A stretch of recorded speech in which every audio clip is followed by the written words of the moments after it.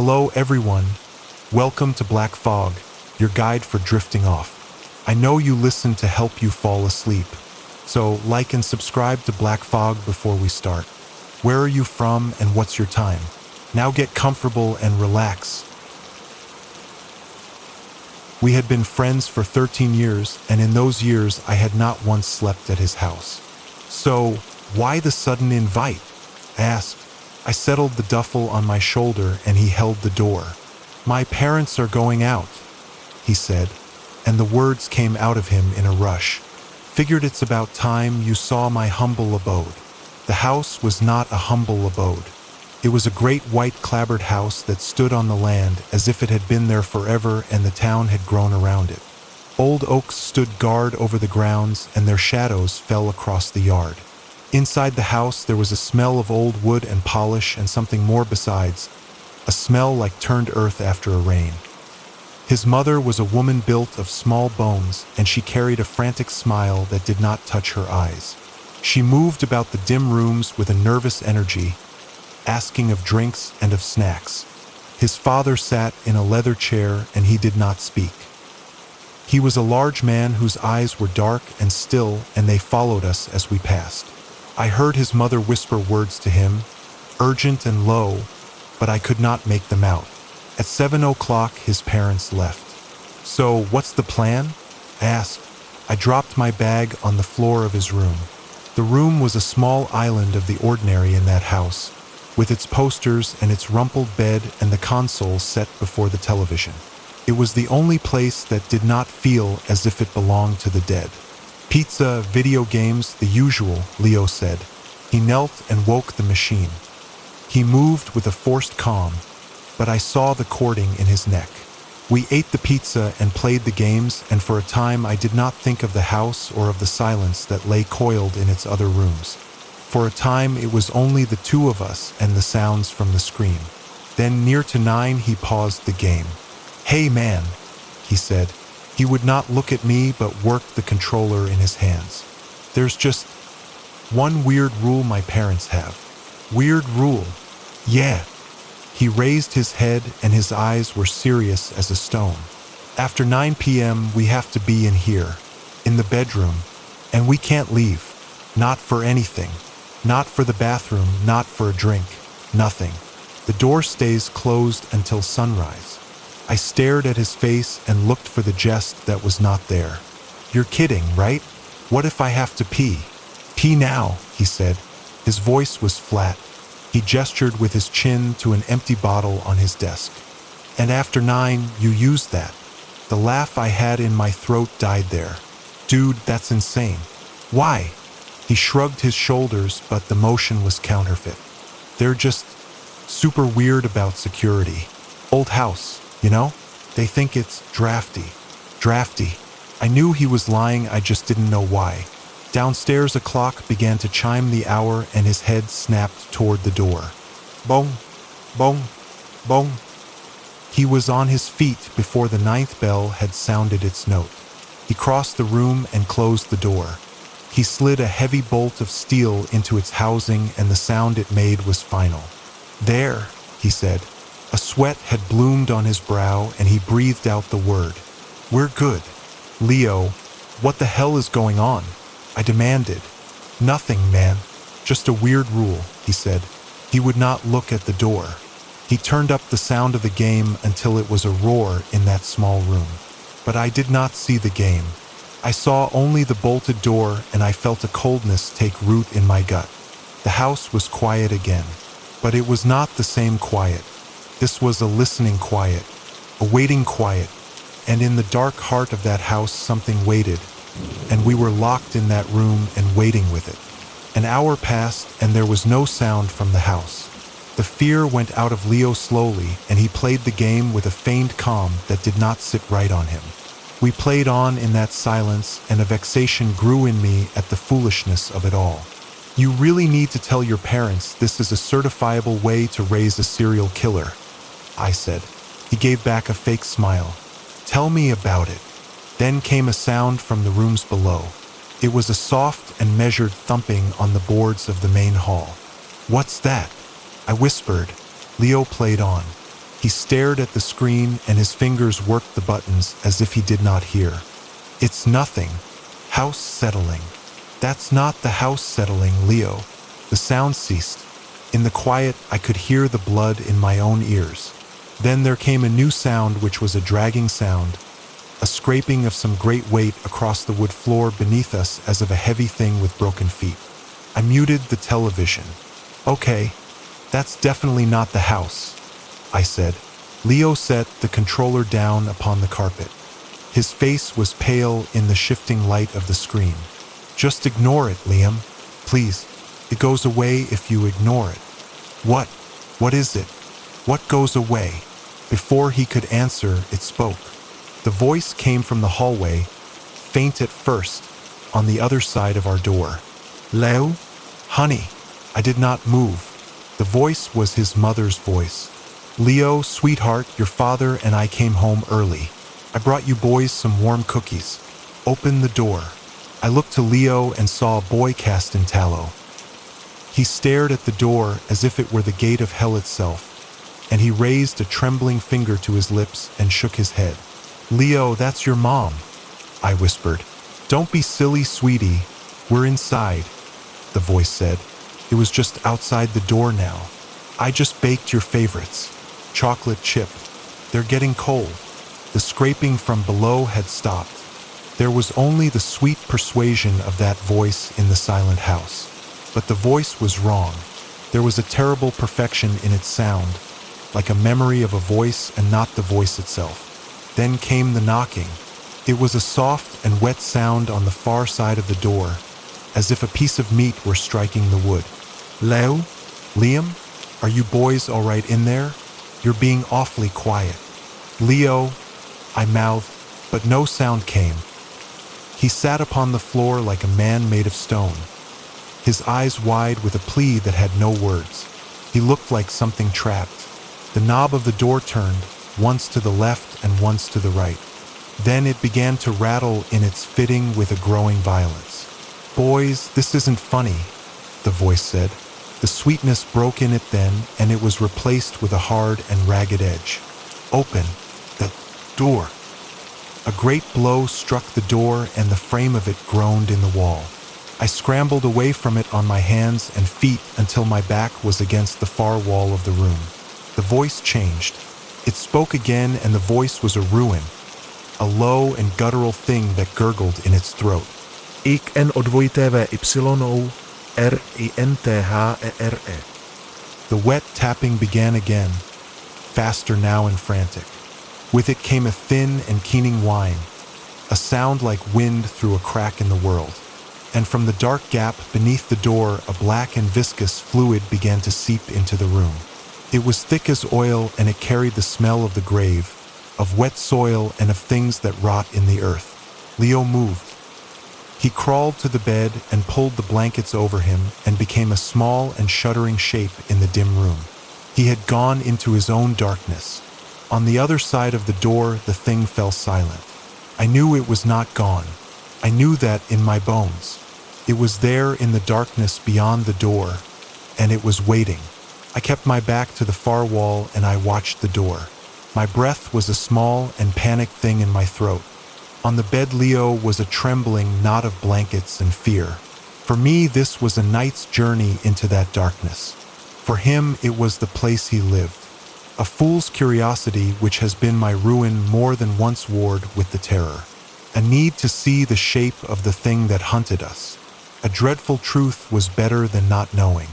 I went forward on my stockinged feet, and the old boards did not whisper.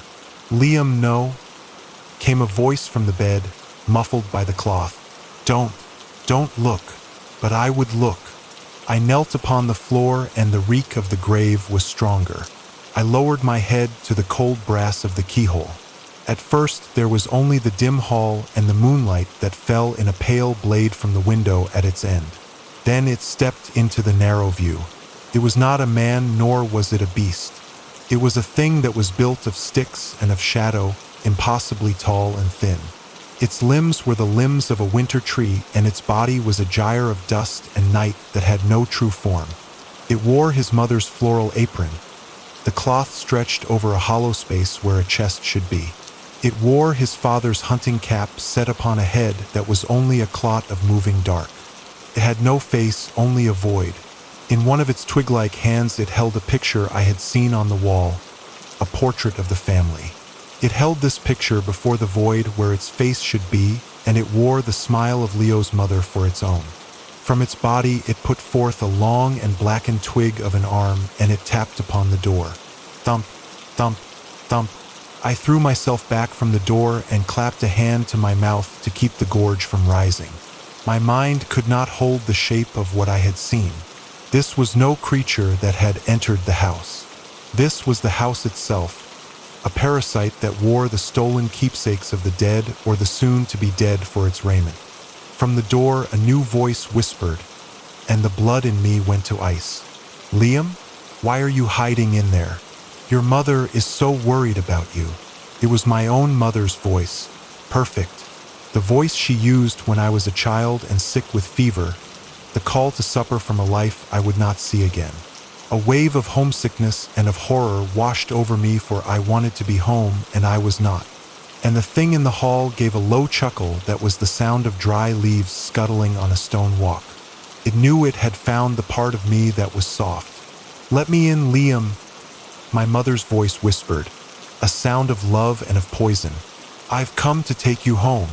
I fell back to the wall and slid to the floor, and I felt the heat of shame in my thighs where my body had betrayed me. I looked at the trembling shape on the bed. The bottle he had offered. It had not been a joke. It had not been a rule but a kindness. A tool for survival, for he knew. He knew all of it. The scraping began upon the door itself. A slow and patient sound, as of a claw being sharpened upon the wood.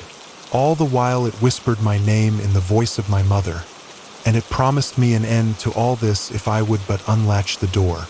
The hours passed in that room, and the thing outside did not cease its siege. It spoke in the voices of the living and of those I could not know, a gallery of ghosts at the door.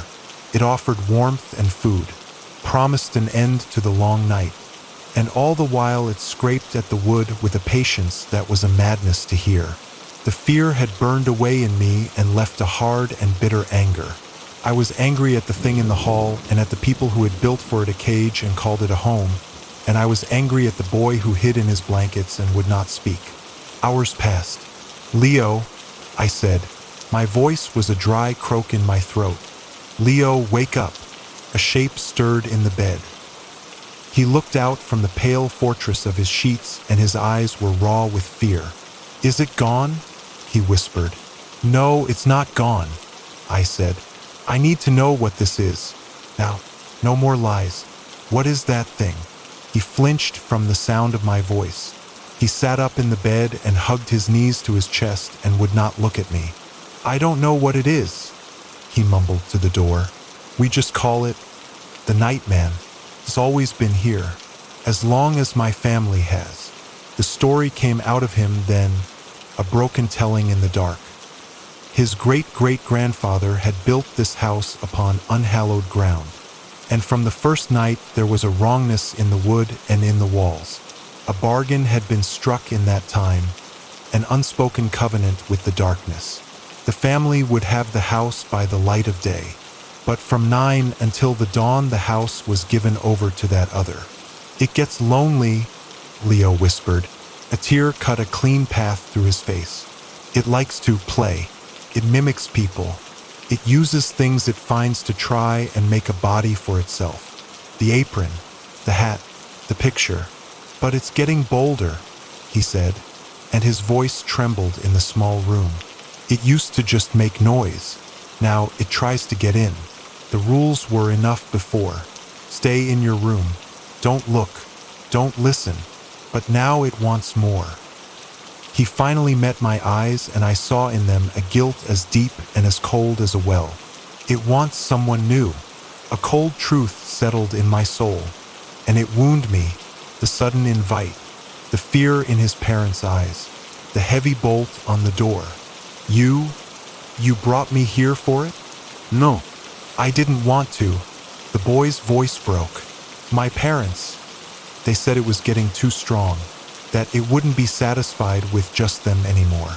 They said if it had someone new, someone not from the family, maybe it would be satisfied. Maybe it would leave us alone for a while. He had led me here as a lamb to the altar. His parents had not gone out. They were in this house in their own locked room, and they were listening. They were praying that the beast in the hall would choose me. And then the scraping stopped. The whispers died.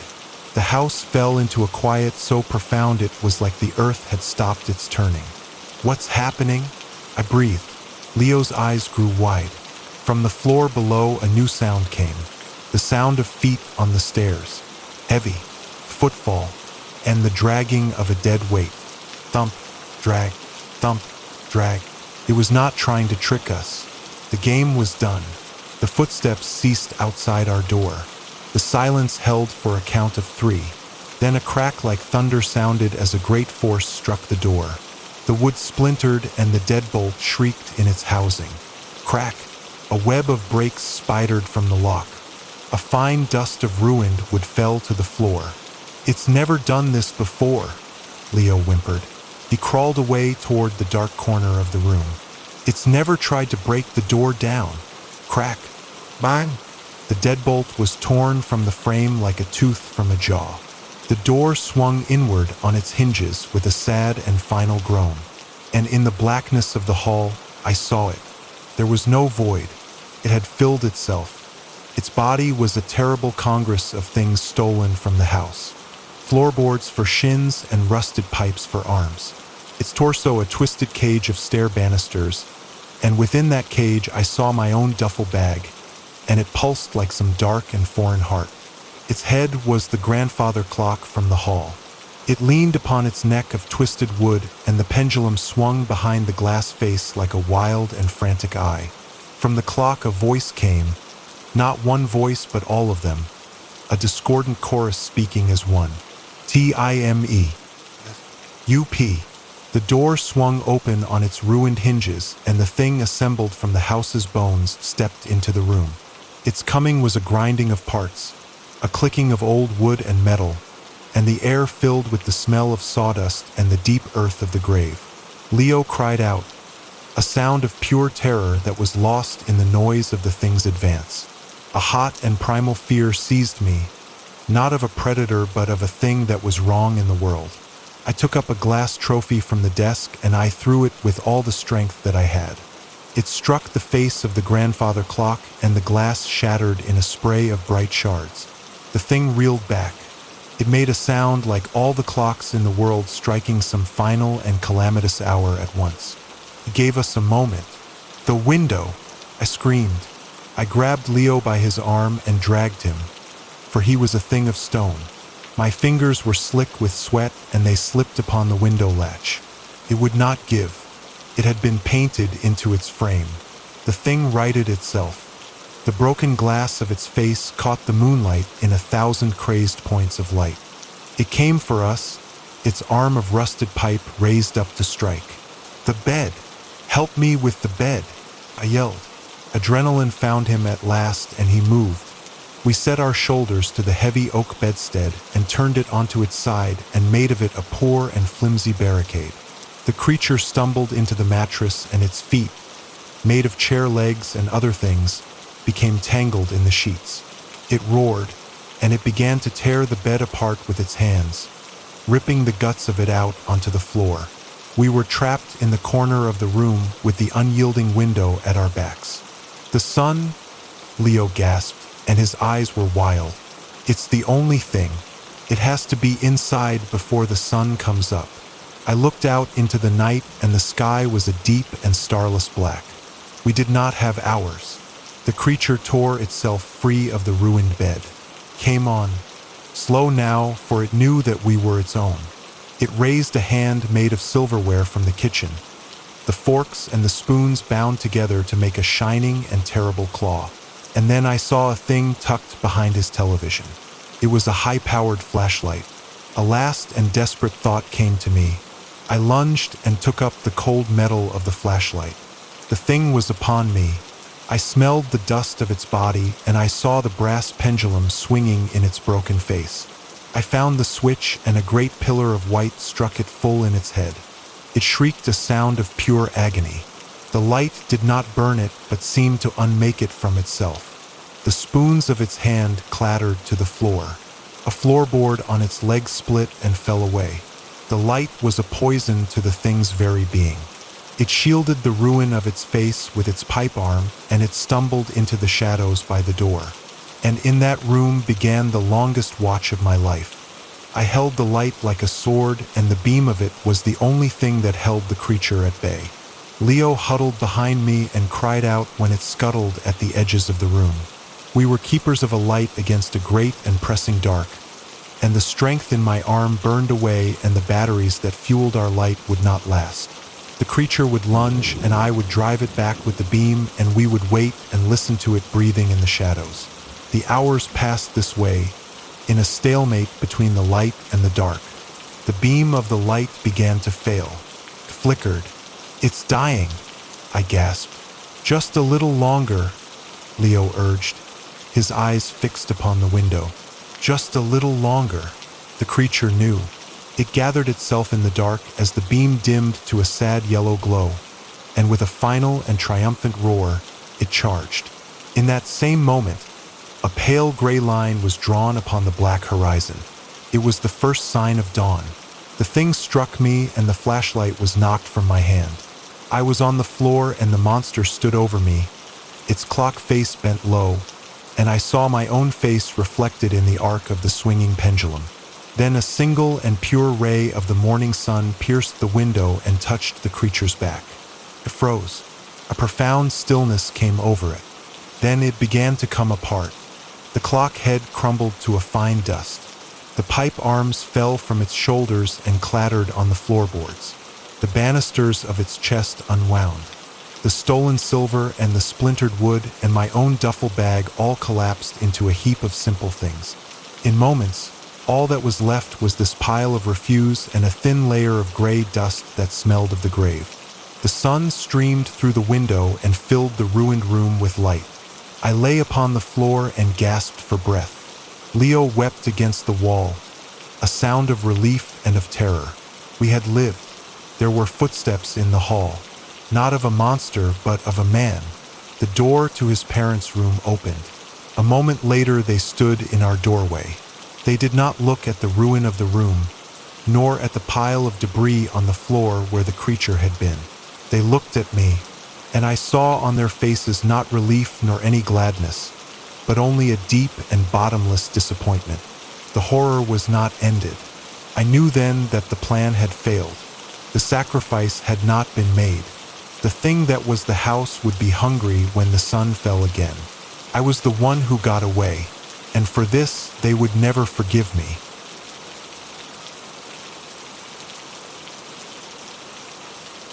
I won't give my name or the city. Let's just say it's an old, working-class neighborhood in a city that's seen better days. The kind with old brick buildings crammed together, streets barely wide enough for one car to squeeze through. I'd lived in this particular building pretty much my whole life, or at least as long as I can remember. It was an old walk-up, definitely older than me, older than my dad. Cracked plaster, stairs worn unevenly, lights that flickered on their own schedule, and water pressure that was more of a suggestion than a guarantee. Standard stuff for the area. The building had its quirks, things we'd all gotten used to. You'd hear odd thumps in the night. The hallway light on our floor would sometimes flare bright then dim for no reason. The cat belonging to a woman on the second floor would occasionally hiss at one specific spot on the third floor landing and refuse to pass. You know, the kind of stuff people chalk up to the house settling or old wiring or whatever explanation lets you sleep at night. Life's got enough real scares, right? But all those little oddities were one thing. Apartment 4B, directly across the narrow hall from ours, was something else entirely. That apartment, it was sealed shut since before my family moved in. We're talking over 20 years, locked with a heavy-duty, rust-caked padlock on a thick hasp, bolted into the door and frame. The wooden door itself was weathered, paint peeling, showing the scars of time and damp, but it was firmly closed, and nobody ever went near it. When we first moved in, my dad, God rest his soul, asked the old man who owned the building then about 4B. Why was it locked up tight, not rented out like all the others? The landlord at the time was elderly even then, but still sharp. His face clouded over, and his voice, usually gentle, became stern. That apartment is my business, son, and I don't keep it locked to rent it out. You mind yours. That was enough for no one in the building to ever bring it up with him again. The old landlord himself was a bit of a recluse, lived in the ground floor unit, rarely spoke, barely seen. When he got too frail, his son started coming by to look after him and, eventually, the building. But even the son clammed up if you asked about 4B. That apartment was a source of silent, creeping dread for all of us on the 4th floor, especially us right opposite. Why? The sounds. The sounds that came from it. Not loud, startling noises. No, these were quiet, faint, but persistent and deeply unsettling. Sometimes you'd hear a soft scratching, like a trapped animal, from the other side of the door. Other times, a low, broken murmuring, like someone whispering just below the threshold of understanding. And then there was the sound that unnerved me the most. A faint, electrical hum, or a deep, resonant thrumming, like a massive, distant engine. A sound that had no business being in a sealed apartment we were pretty sure had its utilities disconnected decades ago. These sounds weren't constant. They had a strange rhythm, usually late at night, or in those dead quiet hours just before dawn when the city finally holds its breath. At first, we told ourselves it was just sound carrying from other apartments through the old walls. But over time, focusing, we became certain the source was 4B. Beyond the sounds, other things were linked to that apartment. The patch of hallway floor directly in front of its door, for instance, was always colder than the rest of the landing. Even in the height of summer, when the building felt like an oven, if you stood there, you'd feel a distinct, unsettling chill, like a pocket of winter air. The stray cats that sometimes snuck into the building to sleep on the stairs, they'd never go near that spot. They'd approach, then stop, arch their backs, and either turn around or skirt wide around it, hurrying past as if spooked. My mom would always mutter a prayer and sprinkle salt in front of our own door, sometimes reciting scripture a little louder when the sounds from 4B were more noticeable. My dad tried to reassure us, saying, "It's just your imagination," or probably rats or old pipes, even though he knew, and we knew that was nonsense. No rats could make those specific sounds, and a sealed apartment wouldn't have active pipes behaving like that. As I got older, into my teens and then my 20s, 4B became more of an obsession. The curiosity was eating me alive. What was in there? Why was the original landlord, and then his son, so adamant about keeping it sealed? And those damn sounds? I started paying closer attention, trying to decipher them. Was the whispering in any recognizable language? Was the scratching rhythmic? Did the hum fluctuate? Sometimes, late at night, after my parents were asleep, I'd crack open our door and stand in the darkened hallway, just listening. Once, I pressed my ear against the cold, ancient wood of 4B's door. The chill I mentioned seeped right through my clothes, and I heard something like a clock ticking, but incredibly slow and erratic. Tick, then a long silence, then 2 quick ticks, then an even longer silence, followed by a sound like a deep, shuddering intake of breath. Then the ticking resumed. My heart hammered against my ribs. I scrambled back to our apartment, slamming our door, convinced an eye had been watching me through some unseen crack in 4B. I started asking the older tenants, the ones who'd been there even longer than us. One elderly woman on the 2nd floor, a tiny lady who'd lived in the building her whole life, lowered her voice and glanced around conspiratorially. "My boy," she said, her accent thick. That apartment, it was closed up even before the old man bought this place. They say people lived there, then vanished, just gone.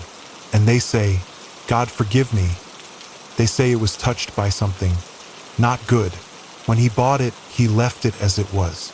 Said no one should ever open it, so the badness inside doesn't spread.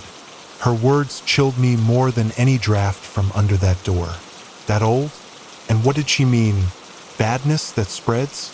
Our next-door neighbor on our floor, a kind but jumpy woman, told me she sometimes smelled a strange odor seeping from under 4B's door. Not just must or damp, but something else, like ancient dust mixed with the scent of burnt wood or a strange, cloying incense. An odor that made her feel sick. She said her youngest son was playing in the hall once and just froze in front of 4B, staring. When she asked what he was looking at, he said he saw a faint light coming from under the door. She, of course, freaked out, dragged him inside, and forbade him from playing near 4B ever again. All this just fueled my morbid curiosity and my growing dread. I became fixated. I'd wait for the sounds, trying to understand them. I'd watch the door as if expecting it to spontaneously reveal its secrets. I started dreaming about it. Horrible, oppressive dreams. I once dreamt I was standing before 4B, and the door creaked open on its own, revealing pitch blackness within.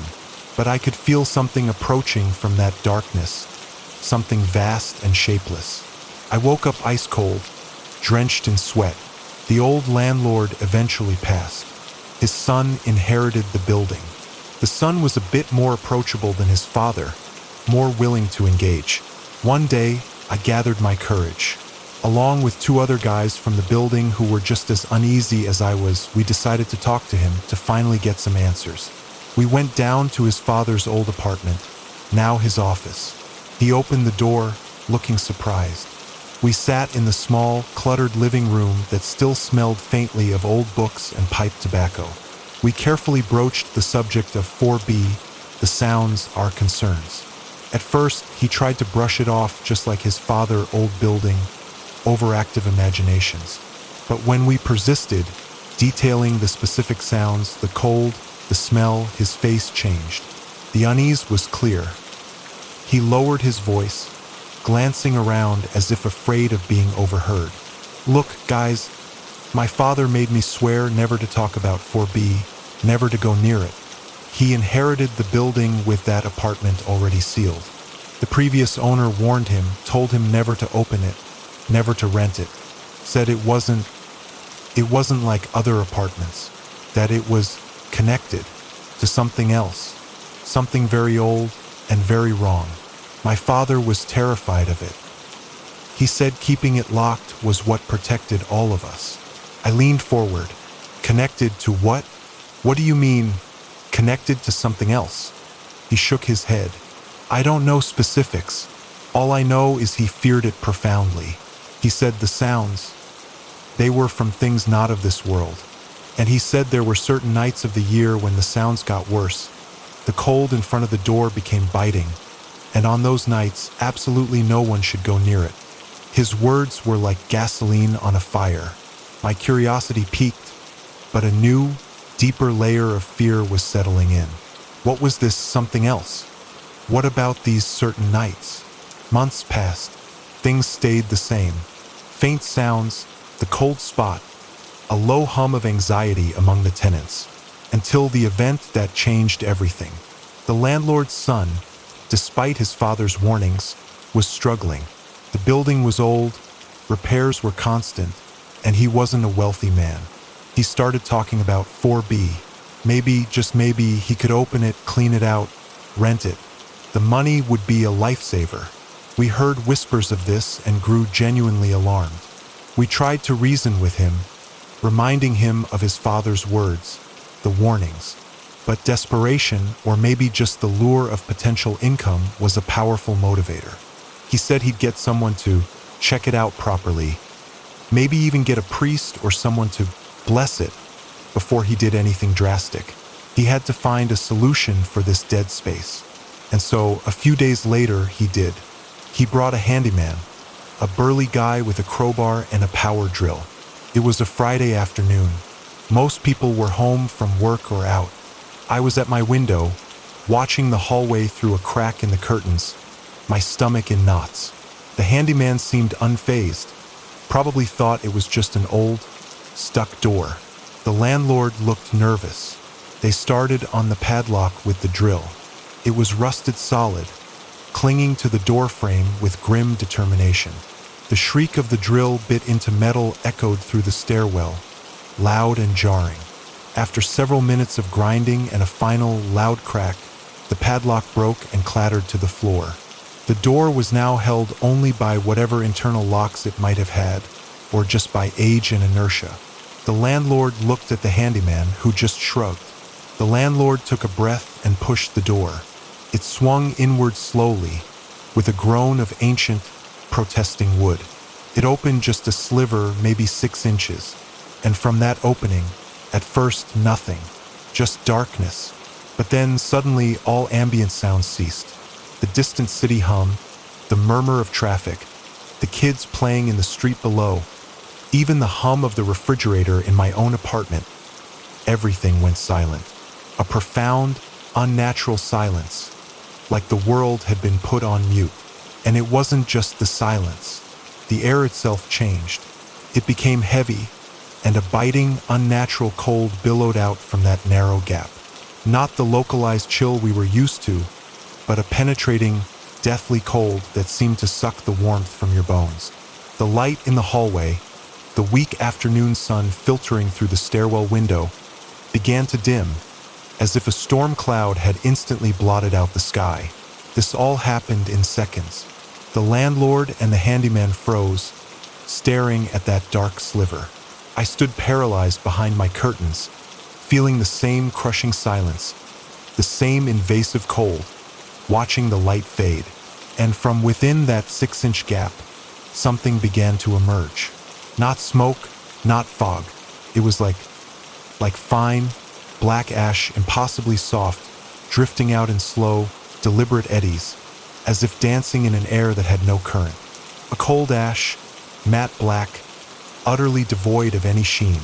It began to coat the floor in front of 4B. Then a sound, the only sound to break that suffocating silence. Not loud, but impossibly deep and sorrowful. A sound like a long, drawn-out cosmic sigh, or the final exhalation of a dying universe. A sound filled with all the despair, all the finality, all the loss in existence. A sound that felt like it was pulling the soul from my body. The handyman let out a choked scream and stumbled back, dropping his crowbar with a clang that was horribly loud in the returning, yet still muffled soundscape. He turned and fled, scrambling down the stairs, his footsteps echoing wildly. The landlord stood rooted to the spot, his face a mask of horror, eyes wide, staring into the gap as the black ash began to settle on his clothes and hair. I couldn't watch anymore. I slammed my door, bolted it, and retreated to the furthest corner of my bedroom, hands clamped over my ears, trying to block out that soul-crushing sigh, eyes squeezed shut against the image of that encroaching darkness.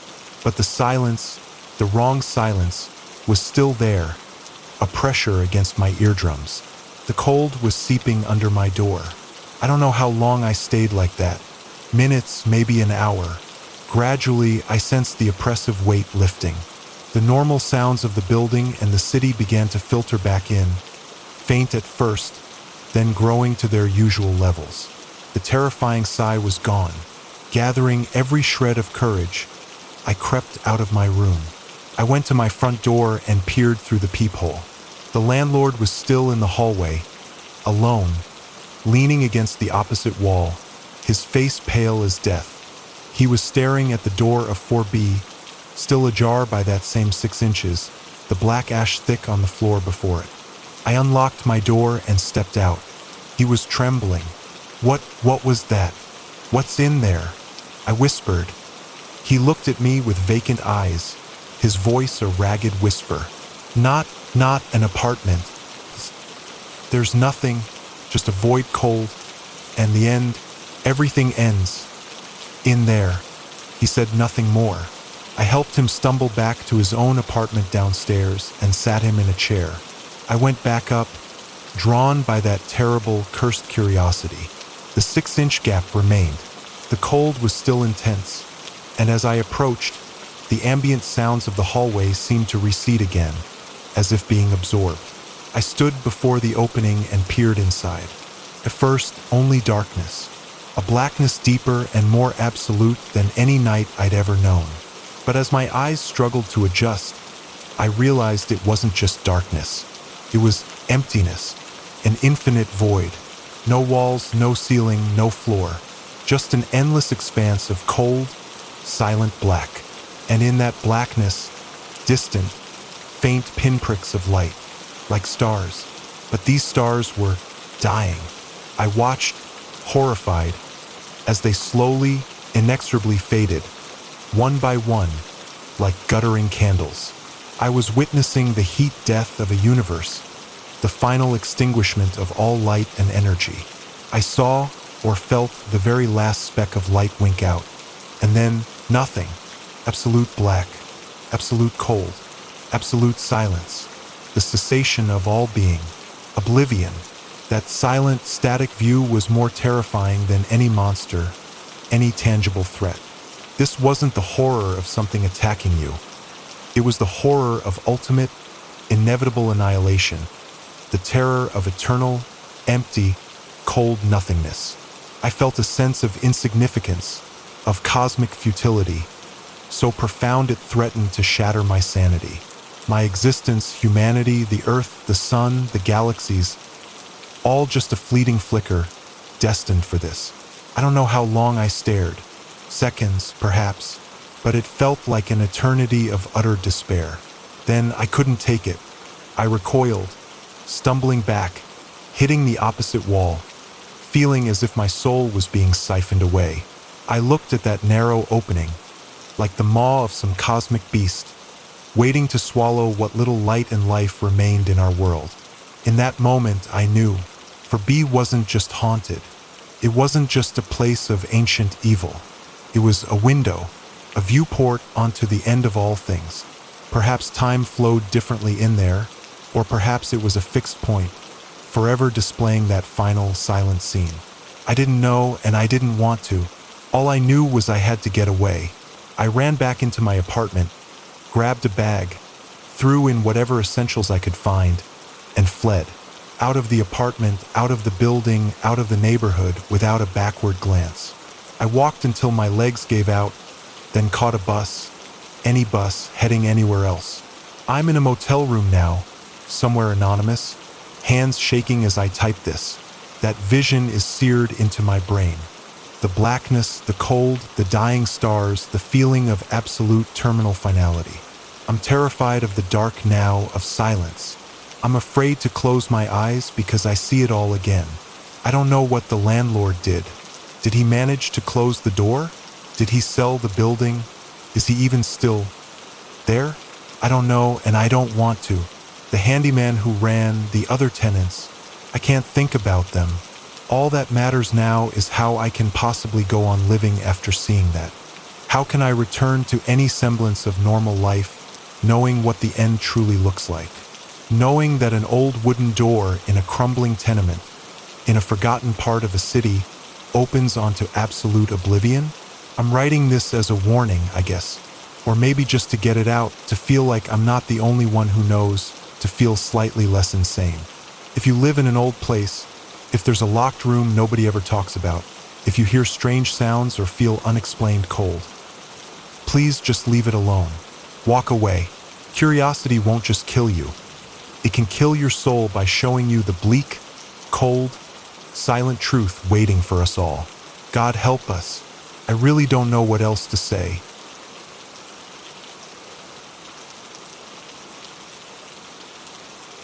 When I recount this story at parties, I tell it like a joke. I play up the great cosmic justice of it all, framing the moment my car came to a stop as a kind of cheesy punchline. In reality, the events of that night remain the most harrowing of my entire life. It was 2014 and I was a senior in high school. At the time, I lived in Central Texas, but my brother was in school in Colorado. Since he was graduating soon and I hadn't yet visited, I decided to drive out to him when our spring breaks aligned. The only issue was that I technically wasn't supposed to be driving. Believe it or not, despite being a dumbass 18-year-old who liked to drive fast, I'd never had a traffic violation. Never even gotten a parking ticket. I did, unfortunately, get caught drinking with my buddies a week prior to the drive. My license was suspended for 30 days, but I didn't let that stop me. I was going to see my brother one way or another, so I left late in the day, chugged Red Bulls to stay alert, and stuck to the back roads as much as possible. It added a few hours to my trip, but it allowed me to avoid state troopers for the most part. By midnight, I felt like I was in the Australian outback.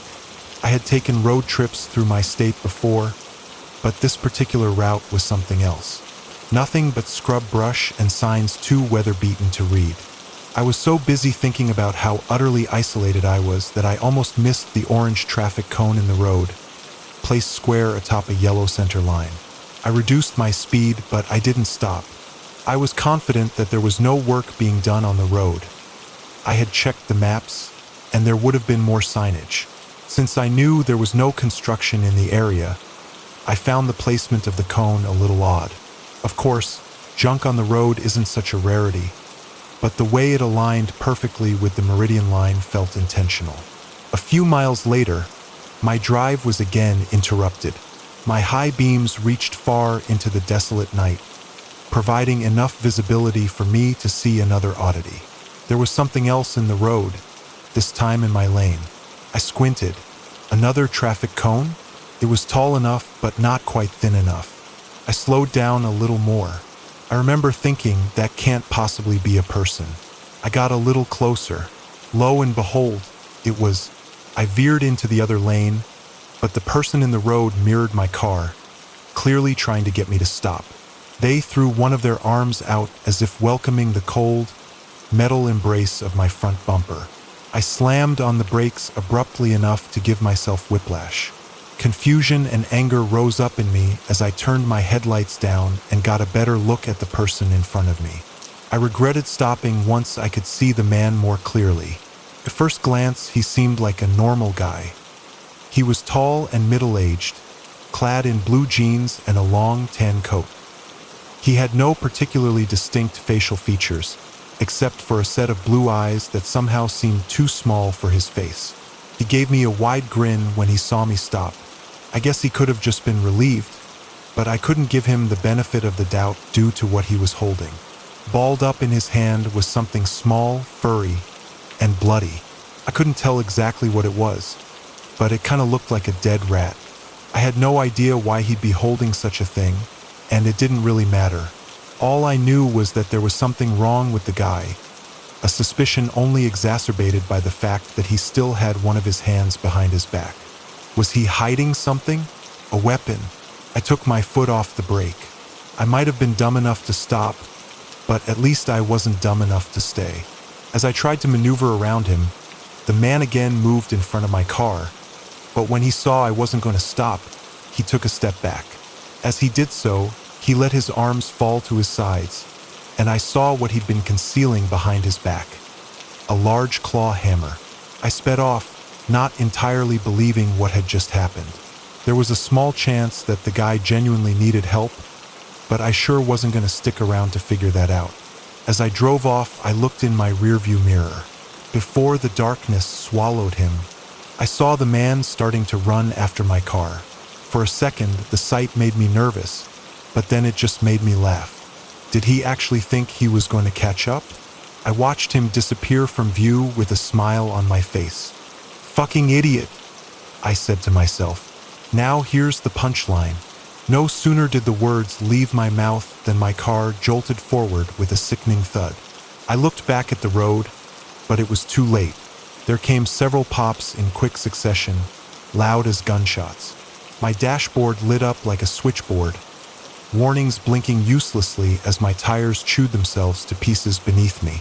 The car started to drag left, the steering wheel fighting me as a low, flapping sound rose up from the wheels. When I stopped the car, I gave myself a moment to catch my breath, then threw the door open and hopped out. Using the flashlight I kept in the glove box, I assessed the damage. All 4 tires were shredded, strips of rubber curling off like dead skin. I just stood there for a second, light shaking in my hand, unable to believe how fast everything had happened. I angled the beam back down the road, sweeping over cracked asphalt and weeds. 50 meters back, half hidden in the dark, was a spike strip. I hadn't seen the damn thing at all. Between where I'd encountered the man and where I'd hit the stinger, there was a slight hill. I couldn't see over the hill, couldn't see much of anything, but somehow I knew I was being pursued. The man with the hammer, who was probably the one behind the traffic cone and the spike trap, was making his way toward my car at that very moment. I had only put about a half-mile of distance between us, which meant I had maybe 5 minutes tops to figure out what to do. I checked my phone and, as luck would have it, I had no reception. My first thought was to get back in the car and lock the doors, but what good would that do me against a hammer-wielding maniac? I could run out into the fields on either side of the road, but there was really nowhere to hide out there, and I was loath to isolate myself even further from help. My plan, if it could even be called that, was to run. First, I turned on my headlights to alert passing cars. Then I grabbed my phone, wallet, keys, and flashlight out of the car and mentally prepared for a very long jog. Thankfully, I was a cross-country runner in high school, and I had good endurance. While I knew I couldn't run all the way to the next town, I knew that another car had to show up eventually. I'd flag them down and ask for help, or at the very least I'd probably stumble into an area with reception and call the police. I shut and locked my poor, crippled car, then took a glance behind me. He was cresting the hill, less than a quarter mile out. Something about the bend in the road, coupled with the low lighting, make his long, loping strides seem unnatural. He seemed like he was floating. I was already freaked out, but seeing that made me feel like I was being chased by something not entirely of this world. I turned and ran. I fought the urge to sprint, knowing I couldn't afford to wear myself out right away. Once a minute, I glanced behind me. My flashlight beam wasn't powerful enough to reach him, but I could still see the faint silhouette of the man against the cloudless, starry sky. He was small on the horizon, but he was there nonetheless, and worse, he was gaining on me. 5 minutes turned to 10, and I couldn't believe that he hadn't given up already. I told myself he couldn't keep up the pace, and yet every time I turned around, he was a little closer than before. At some point, I tried shouting out, tried asking what he wanted, but of course there was no answer. Soon I was wiping sweat from my brow and thanking God that I'd been wearing athletic shoes on my drive. As I looked over my shoulder for a routine check-in, I saw the shimmer of headlights. There was a pickup truck ambling toward me. I bolted straight into the middle of the road, waving my arms around and shouting for help. For a second, the truck slowed, but then it eased around me and kept right on going. No windows rolling down, no honk. The bastard didn't even stop long enough to see what my deal was. I shouted something at the shrinking, red tail lights, but it didn't matter.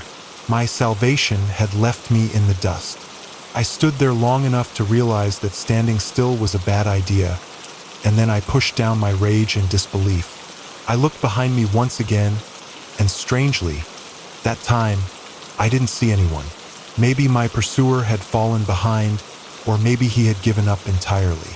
Or, hell, maybe I'd hallucinated the entire thing and abandoned my car in the middle of nowhere for no reason. In any case, I kept moving, periodically checking my phone.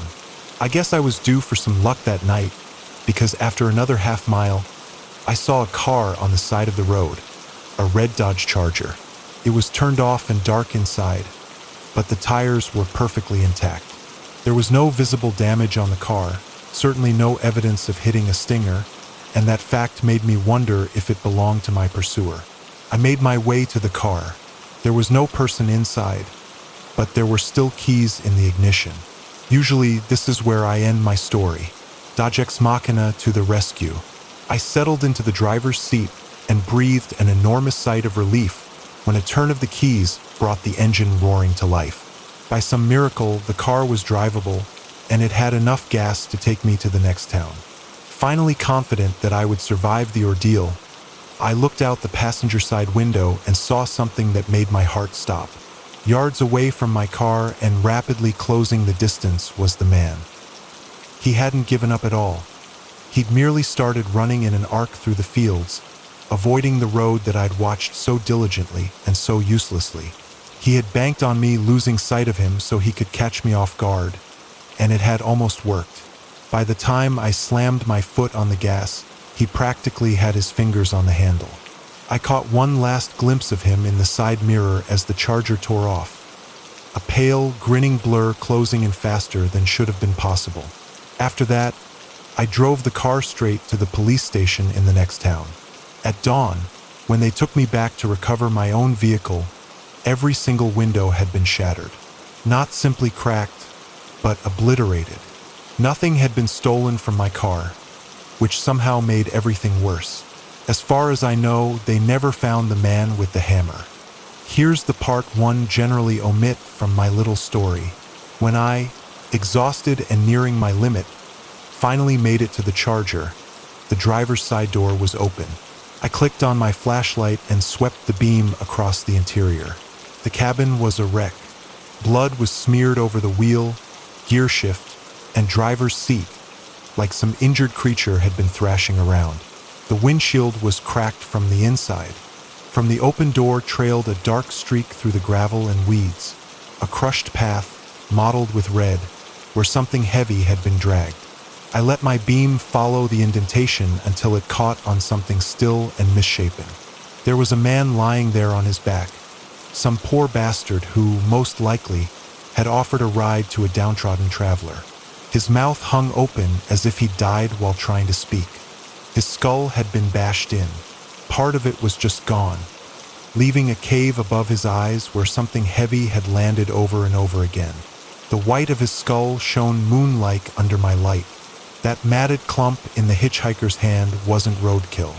It was a whole goddamn scalp.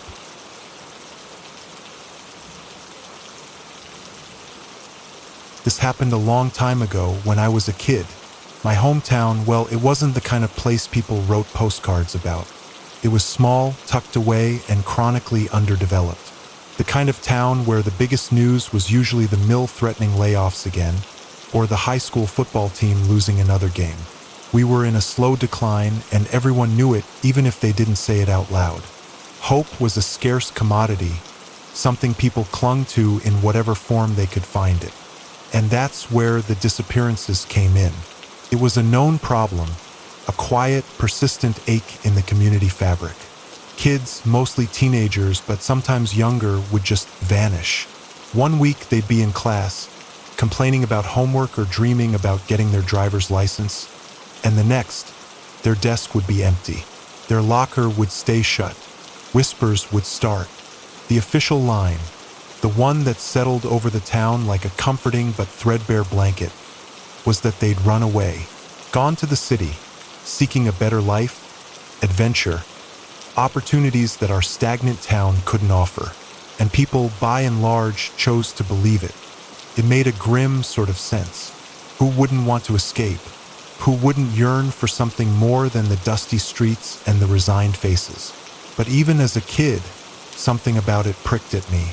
Why would everyone who left cut ties so completely? No letters home, no calls, not even a rumor trickling back through a friend of a friend. It was as if they'd stepped off the edge of the world. Families would grieve, of course, but then they'd latch onto that better life narrative.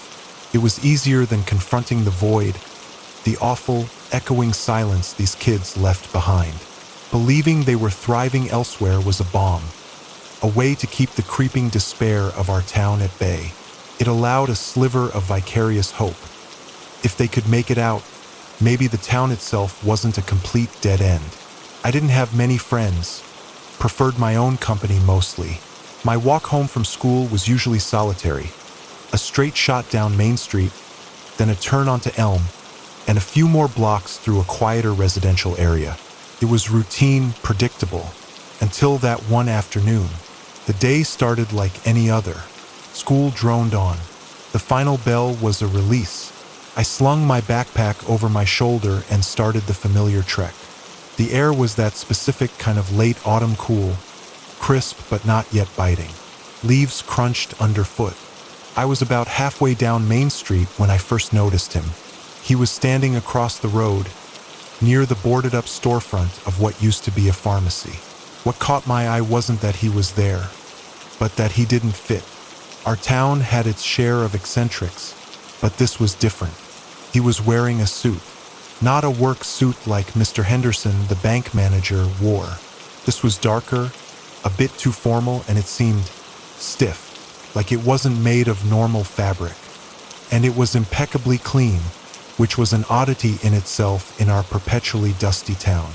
He was just standing there, not looking at anything in particular, but his stillness was alert, like a heron waiting by the water. I didn't think much of it at first. Maybe a salesman who'd taken a wrong turn, or someone visiting family. I kept walking. When I glanced across the street again a block later, he was still there, but he'd moved. He was now parallel to me, keeping pace, but on the other side. A faint prickle of unease started on the back of my neck. It was probably nothing. Coincidence. I made the turn onto Elm Street. It was quieter here, fewer cars, fewer people out and about. I chanced to look back. He'd made the turn too. He was still across the street, but definitely following. The distance between us was the same, but the casualness was gone from his posture. He was walking with a distinct purpose now, his gaze fixed in my general direction. My heart started to beat a little faster. This wasn't right. Salesmen didn't follow kids home like this. I told myself to be calm. Maybe he was just going the same way. But Elm Street didn't lead to any businesses, just more houses and, eventually, the old scrapyard at the edge of town.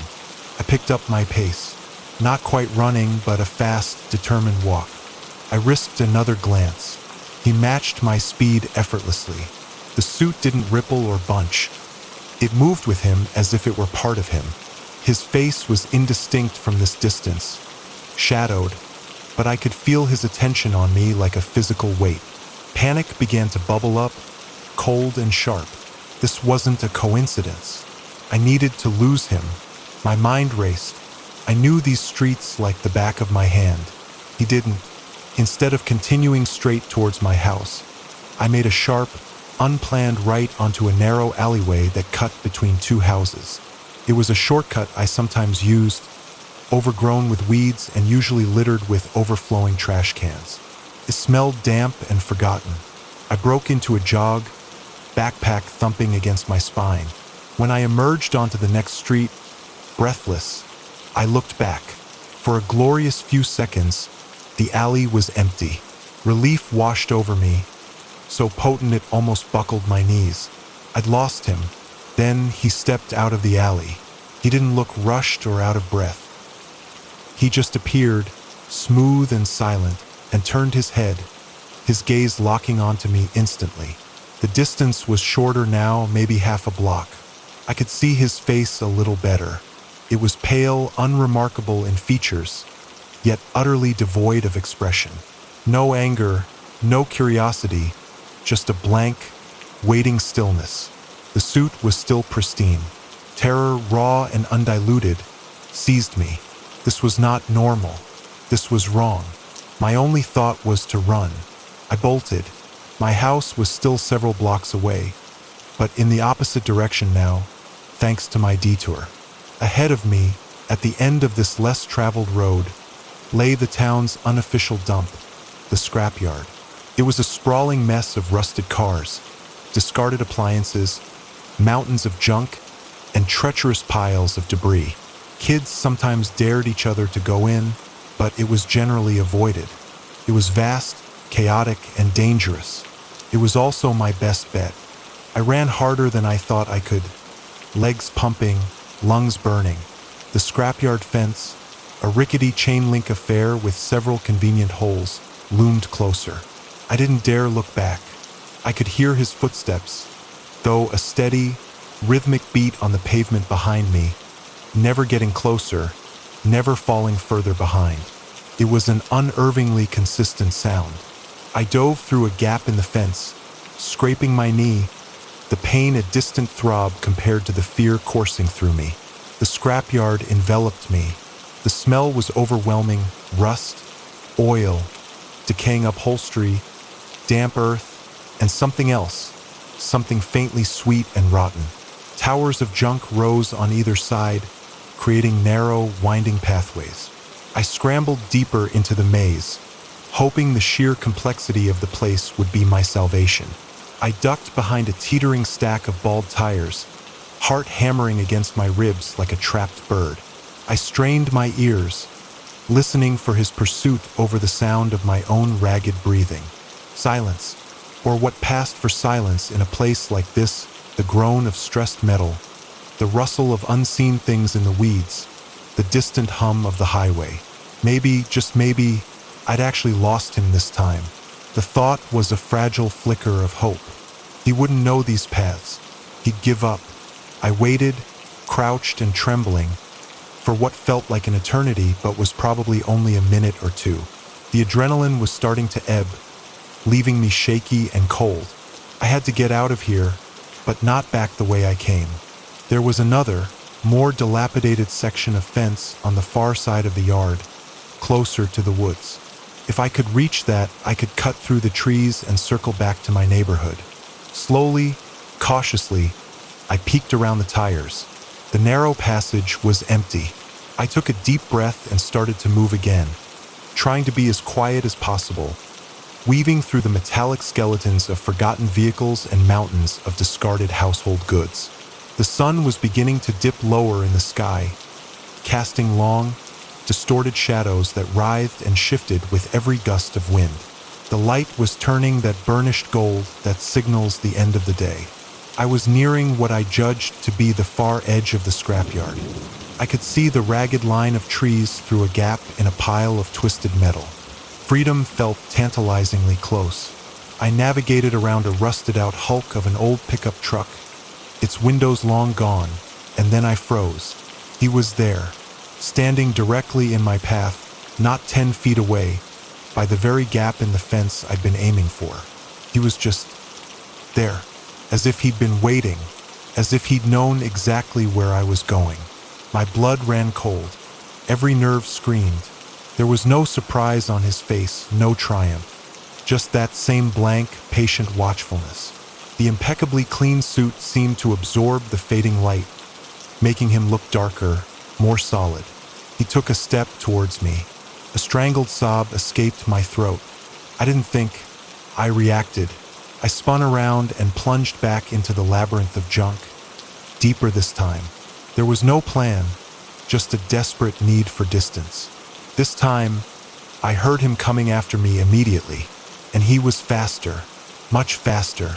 His footsteps weren't the steady, rhythmic pace from before. They were quick, unnervingly light, yet covering ground at a speed that didn't seem humanly possible for someone in a suit, navigating this treacherous terrain. It was like he was gliding over the debris. Panic clawed at my throat, making it hard to breathe. I scrambled, tripped, caught myself, pushed onward. My lungs ached. My scraped knee throbbed.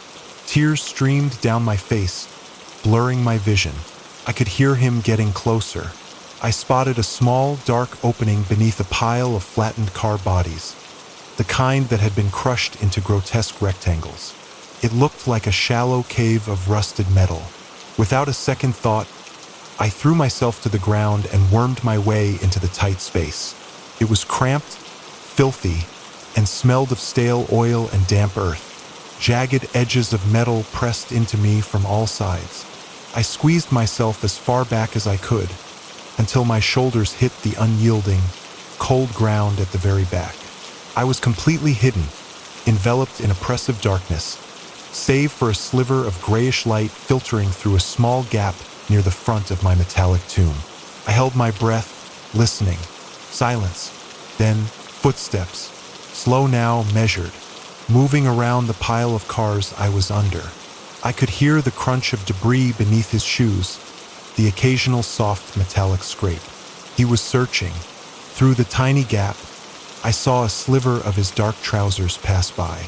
Then again, he was circling, My heart felt like it was going to explode. I pressed my face into the dirt, trying to muffle the sound of my own terrified gasps. Every instinct screamed at me to stay still, to become part of the earth and rust around me. The sun was definitely going down now. The already dim light filtering into my hiding spot was fading rapidly. The shadows outside were lengthening, merging, swallowing details. Then he spoke.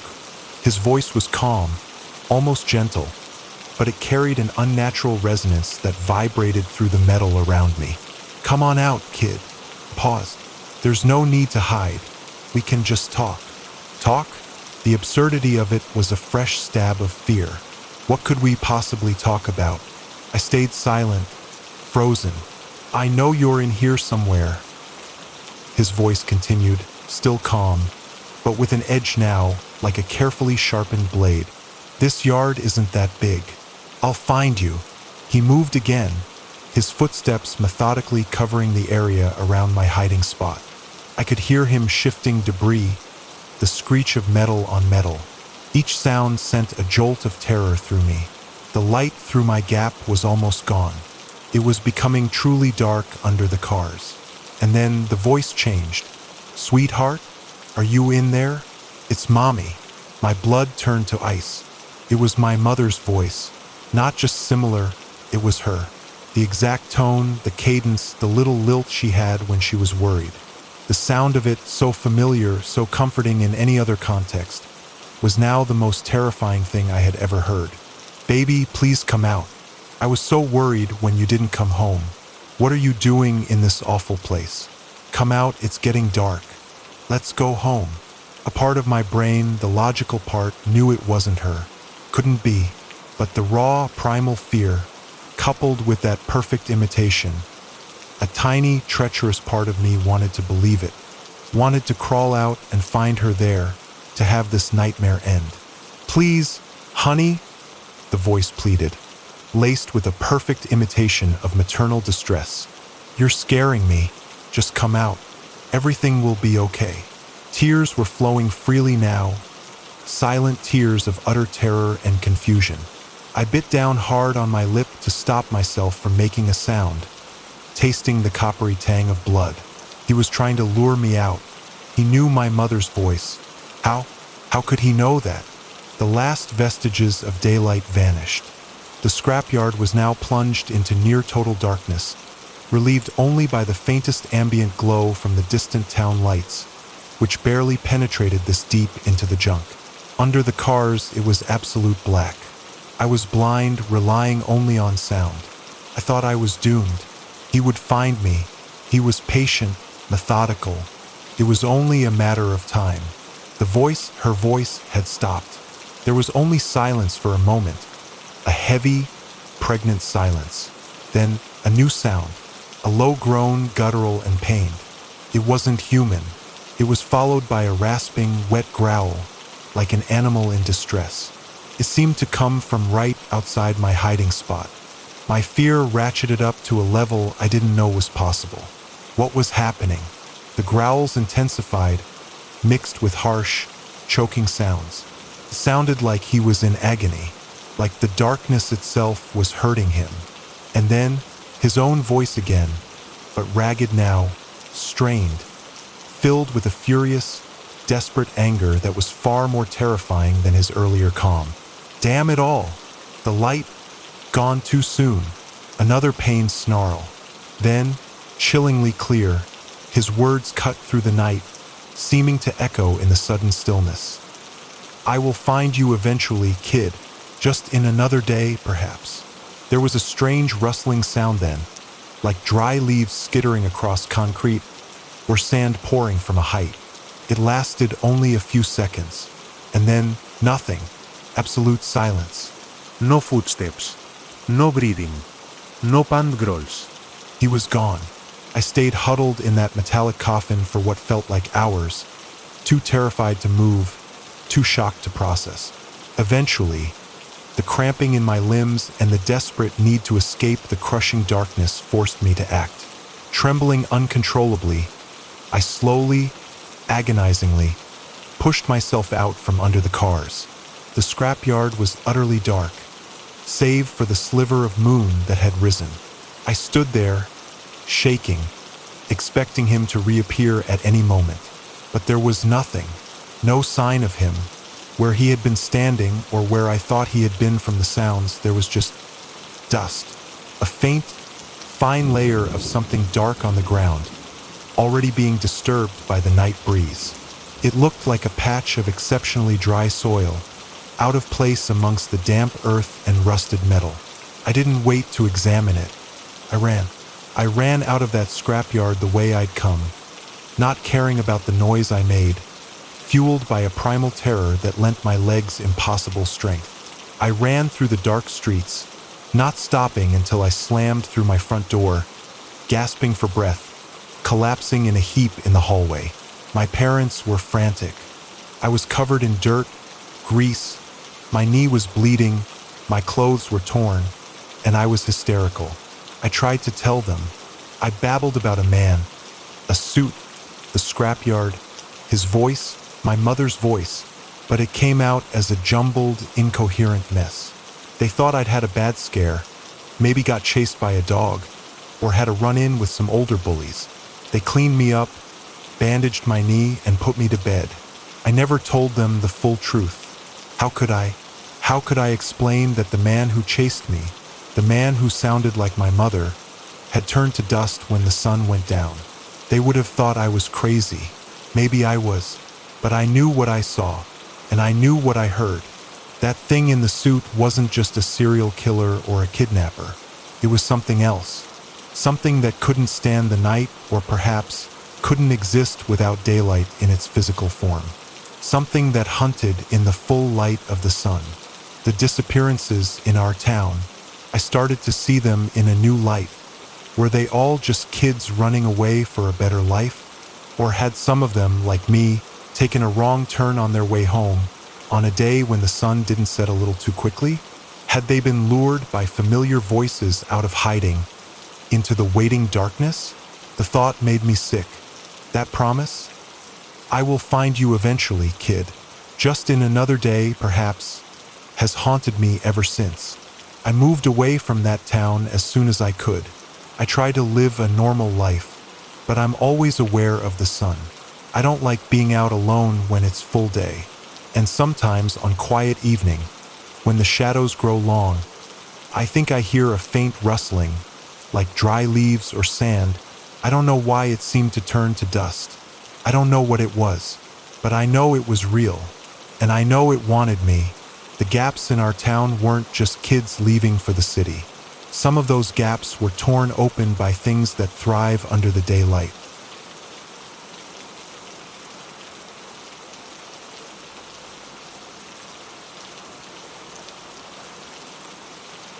Bryn Williams was 27 years old. She had a story that sounded right out of Dateline.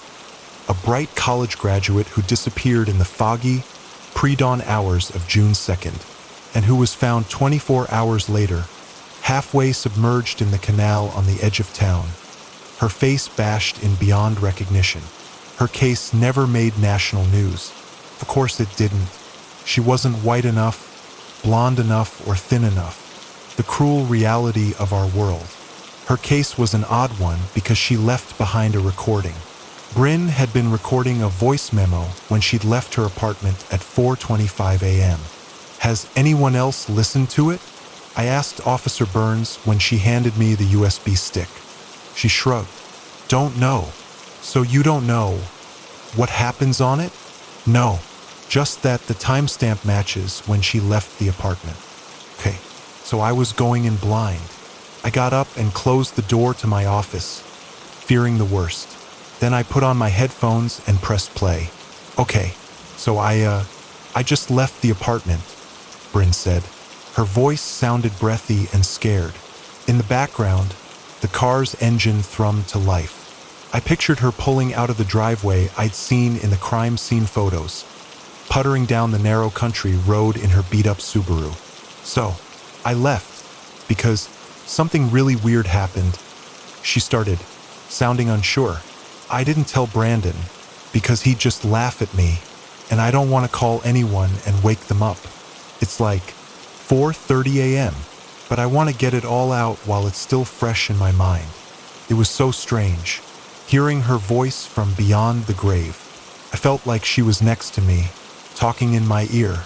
I closed my eyes to try to focus better, but all I could see was her face in my mind's eye, crumpled, bashed in, so disfigured it didn't even look like a face anymore, except for her mouth hanging open in a smile, a void, her jaw halfway dislocated.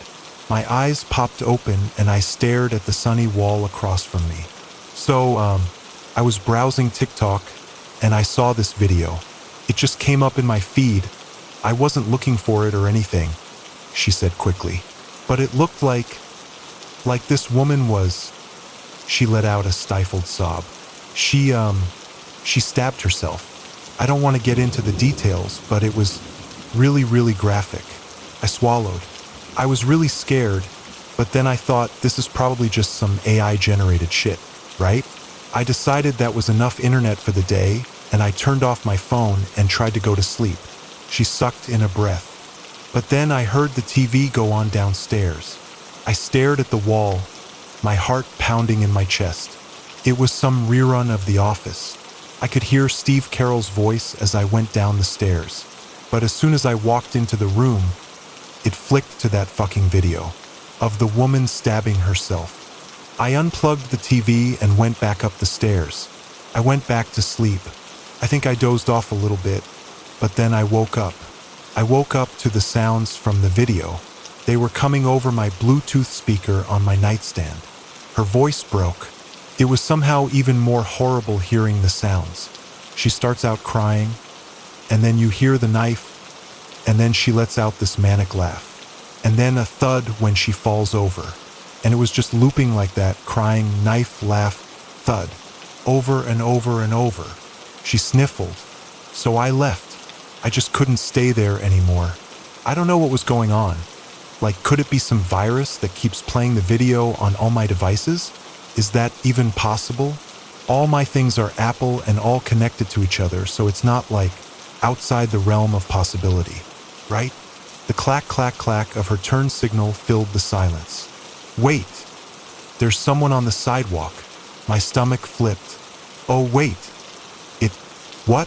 She gasped, and then I heard the squeal of tires. It's her, she breathed. Oh God, it's her. What the fuck? She began to cry. What the fuck? How can it be her? And then I heard it. Static crackled through the car's radio into my headphones. And then a woman sobbing, the horrible schlying of a knife being unsheathed, a giggle that crescendoed into a full-throated laugh, and then a thump. The audio looped as a shrill scream burst through the headphones, and then the audio cut out. I looked at the computer screen. It was over.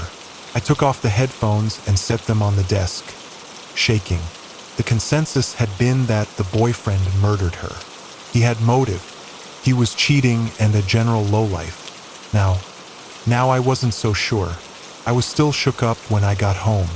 I went through the rest of the night on autopilot, making small talk with my wife, barely eating. I turned in early and went to sleep. At 4:25 a.m., I was startled awake by the sound of a woman sobbing. I jumped out of bed, checked my phone. There wasn't any video playing. I heard the knife. I froze. It sounded like it was coming from my closet. I walked over, my legs shaking underneath me. My hand tightened around the doorknob. I sucked in a breath and yanked it open. My eyes scanned the dark clothes, the shelves, the little nooks and crannies behind the boxes. I didn't see a woman anywhere or anything else that could be making the noise. I closed the door. A quiet giggle came from behind me. Before I could turn around, cold fingers wrapped around the back of my neck and began bashing my face into the door. Thump. Pain shot across my face. I screamed. Thump. I heard my wife scream behind us, and then it all stopped. I collapsed to the floor. I told the others what I saw, but they don't believe me. In fact, when they saw how desperately I begged them not to listen to the recording, When my wife told them no one else was in our bedroom when I was bashing my head in, they put me on suspended leave. For my own health, they said. My own well-being. I can't stop it. They're going to listen to that tape and they're going to die too.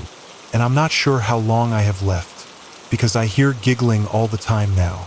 From the closet, from the attic, from all around the house.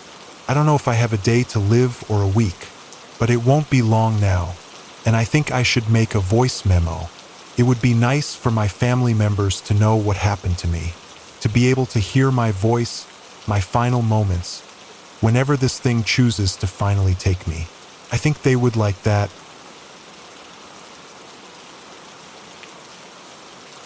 There's a level of anxiety that comes with starting a new job that I just hate.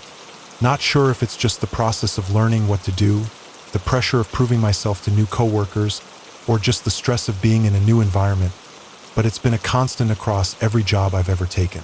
This newest one piled that anxiety onto the max though, and I don't think I'll be going back after what happened last night. To be perfectly clear, if I end up hitting send on this and you're reading it right now, well, it's not really up to me if I go back to work or not. They're probably going to ship me off to some black site that's further off the map than my current position. 1 week here and I've learned all those conspiracy theories Americans have about Area 51 barely begin to scratch the surface, so might as well go for broke and tell the whole story, right? I've been in the Air Force for about 5 years now, and this was supposed to be my latest post. Something my commanding officer said was a breeze, which I honestly had doubts about considering I've been in Germany for the last 2 years and it was, for lack of a better description, the easiest shit I've ever done. They said it would be just as easy, except I would get to be back on home turf in the desert of Nevada. Guard duty isn't that hard anyway, right? Assuming you're guarding humans, my first day started out like any other I've had. Get to the base, find the CO there, and get my orders directly from them. They assigned me to this older officer as my trainer, Mills, and he started leading me through the main building towards our post. According to him, all we had to do was keep an eye on the security cams for the entire place and notify higher-ups if anything looked out of place. The base itself was, well, what you expect from a base in the middle of the desert. A few big, nondescript buildings surrounded by fences with a healthy amount of razor wire. I honestly wasn't expecting much when I got in, but imagine my surprise when Mills told me to hop into a golf cart so we could get to the monitor room. I mean, I always figured there was more to Area 51 than what we could see from the outside, but then we drove at least 4 miles through this huge tunnel on a pretty steep incline.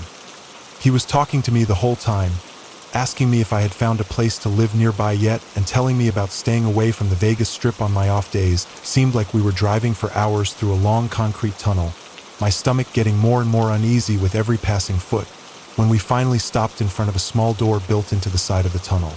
You're lucky, kid. This has to be the cushiest job in the entire US military. We just watch these screens and give a little check-in every other hour. Sometimes they'll have us do rounds and check doors. Otherwise, I get to sit here and work on my Sudoku puzzles for as long as I want while getting top dollar for it, he said to me when we entered. The room was surprisingly big, with almost the 2 entire walls filled floor to ceiling with monitors that we were supposed to keep track of. Some showed empty, gray rooms with nothing but abandoned desks. Others were static shots of desert sand. Another with the exterior of the buildings we entered through. Then one in the upper right corner caught my eye. What in the world is that? I asked, pointing to the screen in question. Mills gave a chuckle, pulling up a chair at the small desk and grabbing the nearby mouse. With a few clicks, he enlarged the image for me to see better. In the middle of a small, all-white room sat a table. On that table was one small body, and at first I honestly thought it was a child. Maybe the kid of a superior officer having a nap or something while their dad was working, I don't fucking know. Then when Mills made the picture bigger, I noticed the odd proportions of it. A massive head, long arms and legs with a small torso that seemed barely strong enough to hold up the rest of it. The gray, flushed skin was nearly a pale white that looked sickly against the walls of the room. "You're fucking with me, right?" I asked, looking back at Mills. He smiled, shaking his head and putting the screen back on multiview. "Nope, "Welcome to orientation day, kid. That there is an original," he said, taking a seat and pulling out a massive thermos before beginning to pour the contents into a mug. "What did they tell you when you were assigned here?" "Nothing, pretty much," I said, mind swirling.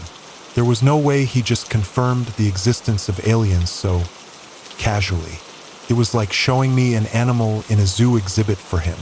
All he was doing was smiling, watching as I tried to reconcile what I was seeing on the screen. Scanning through different views from the cameras, I began to notice even more odd sights. A massive disc in one that had tons of tech set up all around it. A mechanic using an arc welder on one side. Another view showed something in another room. It looked like a concentrated ball of darkness. The occasional tendril reaching outward towards the door before a light would come on, causing it to snap back into place. Then another room with one lone person sitting in a chair, dressed like your everyday civilian with just a shit-eating grin on his face. All of it looked so out of place to the regular human, but Mills was smiling at me like it was just another day. "So what is all this?" "Well, what have you heard about Roswell 1947? He shot back at me. I shrugged as he continued. "Doppelgangers, dark matter, all kinds of weird shit out there that the regular Joe doesn't get to know about. Come on, want some coffee? So you mean all the little green men cartoons and shit like that? All real? Like not even an exaggeration or change to how they look?" I sat next to him, taking the mug of coffee he offered and sipping slow. It burned a little, but that burn was helping to distract me from the near-existential crisis going on in my head at the moment. "Best way to hide something is to do it in plain sight," he retorted. "And they're not green, as you can see. More of a gray pallor, though they look a lot like a corpse in most lighting. That one there is perfectly healthy though, far as we can tell." "How can you tell?" "It looks dead." "Well, we don't have anything that can pierce its skin, and of course vitals aren't going to be the same as what we measure for ourselves, but they have picked up brain waves, from as far as 60 feet away even. That's why that room has lead walls 3 feet thick. Damn thing will start talking into your brain if you're close enough." He muttered, his face flickering for a moment from being playful to a look of horror. "Telepathy?" I asked. He only nods. "Some Professor X shit if I've ever seen it. Went through it myself on one of my first guard duties here. They didn't have the walls thick enough yet, and when I passed by on rounds it started screaming in my head. I nearly choked on the hot coffee, earning myself a coughing fit in the process. What did it say? Begged me to let it go. Then when it realized I couldn't do that, it started begging me to kill it. It hasn't moved from that table in the almost 80 years it's been here, so they think it's paralyzed or something, totally unable to move. Probably happened in the crash. Was like it was reading my mind though, because I barely got the thought out and it was screaming curses at me for letting it live. Hell, like I have a choice. Uncle Sam would have me erased from existence if I did that." He looked around the monitors. "Can't say I blame it for asking though. Must be a hell of an existence just stuck there like that. I just couldn't compute what was happening. Somewhere in my brain was a voice going, well, of course aliens exist, while a whole other section was telling me this makes everything I've ever known a total lie. Why the hell did I get chosen for this post? I'm nothing remarkable. I haven't done anything bad to piss off superiors, so why would they put me here and shatter my entire worldview? Did someone really just hate me? Or was I just another faceless rank that they tossed on the job? Just don't let it get to you too bad. All right?" Mills said, genuine concern on his face now. "I know it's a lot to take in, but trust me, it's normal after a while. Just don't think too hard on any of it." The rest of the day was spent watching monitors and doing rounds. Between our patrols, Mills clued me in on the guests that were kept around here. The gray was obviously the big deal, but the other things on the screen were a whole other ballgame of weird. The disc thing was the ship the gray arrived in. Not too big of a surprise there. Mills said they haven't been able to crack the damn thing since the crash though. There's no door in, no visible way out, and nothing we have can get through the hull, though the guy with the arc welder gave it his best for about 3 hours before finally calling it quits. Dark matter was what he called the mass of darkness in the lighted room. Said he wasn't sure where the hell they found it, but anything that went into the dark never came out. There were at least 10 high-powered UV lamps in that room that acted as a deterrent, and apparently it could assimilate any sort of shadow or darkness, potentially using it to escape. By far the creepiest one, though, was the doppelganger. Mills mentioned to me that it had breached containment once before, able to nearly perfectly imitate any human it wants. About brought the entire damn place down and killed 5 guards before they got it back into a cell. It just sat there, totally rigid, upright, smiling huge with pointed, inhuman teeth that gave away it wasn't one of us. Damn thing gave me a shiver every time the rotating cameras passed back over it. I went home that night unable to sleep. I know it seems cliche, but finding out we aren't alone in this universe is fucking terrifying. Like ruin your entire worldview level shit. I was raised Baptist, and even though I didn't hold to it, I started to question if God was even real. And if he was, why the hell would he make anything like what was being kept in Area 51? That was 4 days ago. The next 2 days were uneventful for the most part. Some dumbass conspiracy theorists were trying to climb one of the fences near the upper base, but here underground in lower base, nobody knew we were there. Mills about drove me out of my mind with small talk. The guy is nice and everything, but when you're looking at aliens and deadly mimics on security cameras, it seems kind of trivial to discuss your favorite food or what was on television the night before. Last night, everything went straight to hell. I got in for my first solo guard duty. Guess 3 days of training was expected to be enough time to acclimate myself to the horrors of the universe Uncle Sam was hiding deep below the Nevada desert. Wish I had called out, if we're being honest. Around 9:30, not long after the last rays of sunlight had finally faded over the horizon, I went on my first patrol of the night, through the long tunnel down to the cell's area. A long hallway, each holding cell about 30 feet apart, with most of that space filled with solid concrete between rooms. There were other guards on duty, of course.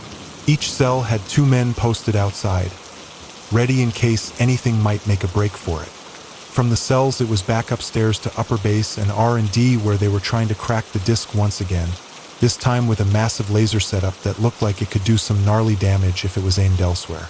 Nothing out of the ordinary so far. When I got back to the monitor room, it was around 10:30. Going through the cameras, nothing was really out of the ordinary. The dark matter had the UV lights all the way up, a normal precaution during the night hours. Why, when we were over 100 feet below ground, is beyond my pay grade. Not like sunlight is reaching down here to help during the day. The doppelganger was sitting, staring into the corner. I didn't stay on the camera for it too long because it made me shiver involuntarily. It was like no matter if it was facing you or not, it could always see you. I swear it was watching me more than I was watching it, and there was no fucking way it could see me. Eventually, I hit the outer cameras. These things were all over the surface, disguised as cactuses, shrubbery, random rocks. Whatever could hide a camera had one in it, covering every possible inch of the surface above the real base. It was camera 46 that stood out tonight, though. I don't know if I would have noticed it if it weren't a clear night. Every damn star in the sky was visible through the cams, shining bright to show the entire desert, except right up in the top left side of the camera's view. There, the stars were blinking and moving ever so slightly, wavering from side to side like something was swinging them around for its own amusement. As I stared, it began to affect more of the stars nearby, nearly engulfing everything in view before finally settling in. As I looked closer, reaching for my radio to call one of the surface guards, something flashed. Every camera went out along with the lights. The base shut down completely for a moment, darkness taking over as whatever flashed outside cut off the electricity. Before I could even reach for a flashlight, it was back on though. My face was mirrored on the black screen, a look of fear in my eyes. I booted everything back up, looking close as it took its sweet time, desperate to bring cam 46 back up so I could see what the hell was going on. My worried expression stared back at me as alarms began going off across the base. Attention! Lockdown protocols are now active. Please stay at your post and report any strange occurrences. Lockdown protocols are now active. Do not, under any circumstances, open cell doors. The screen came back on, but it wasn't on cam 46. Instead, there was my own face, still staring back at me, but this time in full HD color. Rows of sharp teeth in a huge grin smiling right at me. Nearly fell back out of my chair when I realized the doppelganger was staring straight into the camera, taunting me. I don't know how the hell it took my face, whether it could just sense me there through the camera or it just did it randomly, but it freaked me the fuck out. Wash, what the hell are you doing in there? The radio started cackling. I could barely hear it through my own racing heartbeat. One of the superior officers on the base calling for me to check in. Meanwhile, the doppelganger was still just staring at me over the screen, daring me to make some kind of move or come after it. My hands shaking, reaching for the radio, I pushed the button down to talk back. Yes, sir, I'm here. My voice sounded distant, frail. The smile on the doppelganger seemed to get bigger as my fear grew. Well, what the hell happened out there? Did you see anything on the surveillance? He shot back. There was something in the sky, like it was shimmering. Then a flash and everything went out. I stammered back. Son of a bitch, they're back. He was shouting now. Who's back? Good God, you would think if there was some history of attacks on this place, they would have clued me in so I could keep an eye out. Graze, he replied. That was when a huge explosion sent a tremor through the building. Switching through the cameras back to the one above ground, I could see that the sky wasn't empty anymore. There were at least 3 discs, just like the one being kept down here in R&D, hovering in the sky. One fired off a thin beam of light towards the ground, causing another tremor to rock the base. Lights flickered, but didn't quite go out this time. I need someone with eyes outside to answer me. What the fuck is happening? Another voice came over the radio. Multiple hostiles spotted over lower and upper bases. We are under attack, someone else answered. Clicking through the screens, even more of the discs were visible over the above-ground base, already firing off shots at the buildings up there and sending them up in flames. It took everything in me not to just sit in the corner and cower, desperate to believe that this was just a bad dream. We've got worse problems. The dark matter escaped when the power went out. It's not good, he said. Should I run? I was trying to come up with any kind of plan to get out of here, job be damned. The only way of escape I knew of was through the tunnel back up to upper base, though. Even if I managed to escape up there, there's still the problem of these damned flying saucers that would probably evaporate me on sight. Maybe my best hope was just to stay down here, out of sight, out of mind, and wait for everything to calm down before I escape. Aha! Another voice over the radio, screaming out in pain. Help! Send reinforcements to upper base. They're coming in. I flipped the cameras over, watching as the discs let out an even larger beam of light. On the ground where they shone, more of the aliens suddenly began to appear. They looked just like the one laying on the table down the hall, but far more dangerous. A soldier moved towards them, raising his gun and firing off a couple of rounds at one of the aliens' massive head. The bullets stopped in front of it like the Matrix, hovering in midair for a moment before falling harmless to the ground below. The gray didn't take that particularly well. Honestly, can't say I would blame it. Getting shot at is never something you just shrug off. But it simply looked at the soldier, barely even moving its head. What I saw next was something that no horror movie or years of watching Live Leak could have prepared me for. Something picked the shooter up, raising him into the air with invisible hands. He struggled against it, begging it to let him go. Before anyone else could step up to help, though, he began folding in on himself. I couldn't hear the bones cracking over the cameras, thank God, but I could vaguely hear his screams of pain as they were caught by the small microphone. He kept folding, smaller and smaller, until he was barely the size of a baseball, compressed into an orb of flesh and pulverized bone, dripping blood as it hovered there over the ground. Oh my God! I muttered as the gray simply moved its head slightly, sending the flesh ball flying through the stomach of another soldier that was approaching. Punched straight through the poor guy, making a huge hole as it blew chunks of intestines and bone through his back. The gray continued on, unimpeded as it simply crushed anyone that got in its way. I could only watch in terror as it walked calmly through a dozen men, taking them all out without even lifting a finger. More began to beam down to the surface, following it toward its goal and joining the march. Fall back. Air support is inbound. The radio cackled to life once more. On one of the big monitors, I could see a jet take off from one of the nearby runways, already beginning to veer back around so it could fire a shot at the discs floating nearby. 2 choppers took off around the same time, taking their own positions close by. Before I knew it, the plane and choppers all fired off their shots, aiming for the cluster of discs.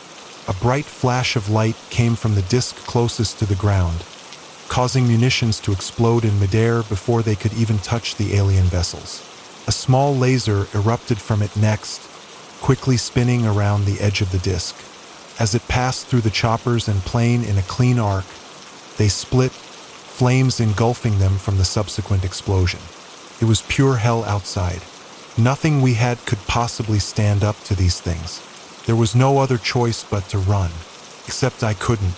The Greys would be coming through the tunnel, and that was my only way out.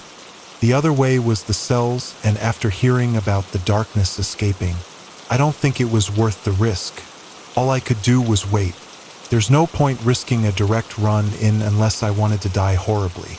No, it was time to hunker down and wait for the storm to pass. I got up, closed the door, locked it, and tried to move what spare furniture I had in front to block it off further.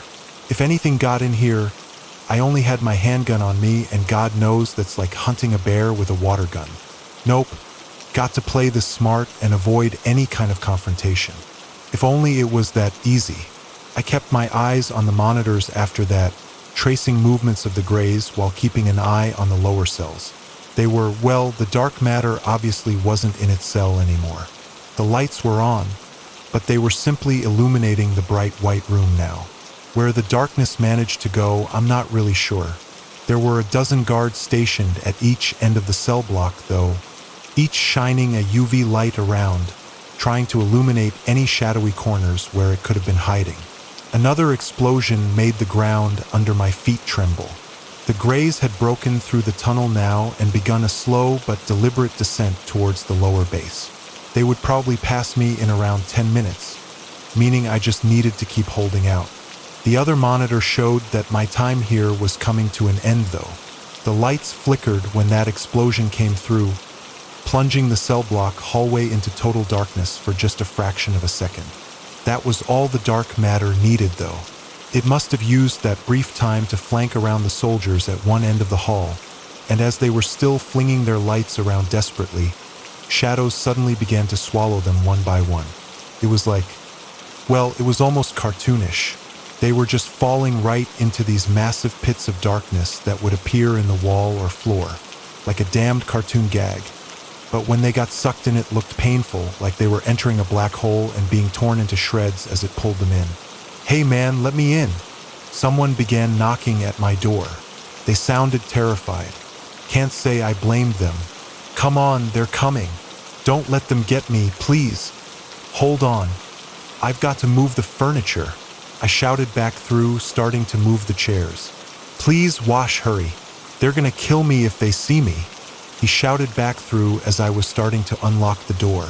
I froze instead, hand just about to turn the deadbolt and let him through. Slowly, I turned back to the monitors, afraid that I was right about what I was about to see. The only other person on base I had spoken to and given my name were the commanding officer on Upper Base and Mills. Neither of them were here tonight. Sure enough, as I faced the monitor, I saw the room that the doppelganger was being held in empty.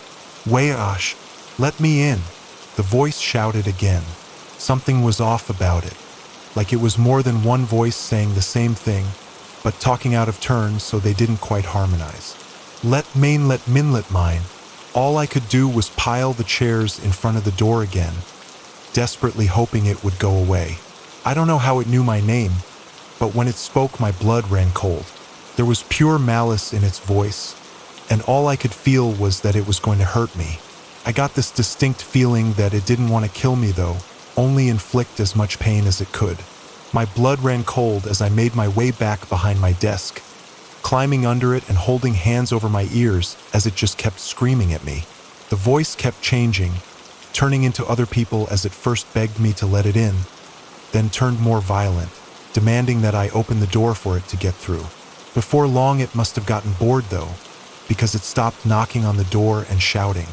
I waited a few minutes, afraid if I came out of my hiding spot, it would just be waiting there on the other side of the desk. That huge grin full of teeth ready to devour me within seconds as soon as it saw me. I took a deep breath, crawling out little by little as the monitors above me blared with chaos. Everything on upper base was a disaster, fire all over the place. Even if I can get through the tunnel and get back there, making it through the flames was going to be a whole other challenge. God, I didn't even know if my car was crushed out there considering all the carnage.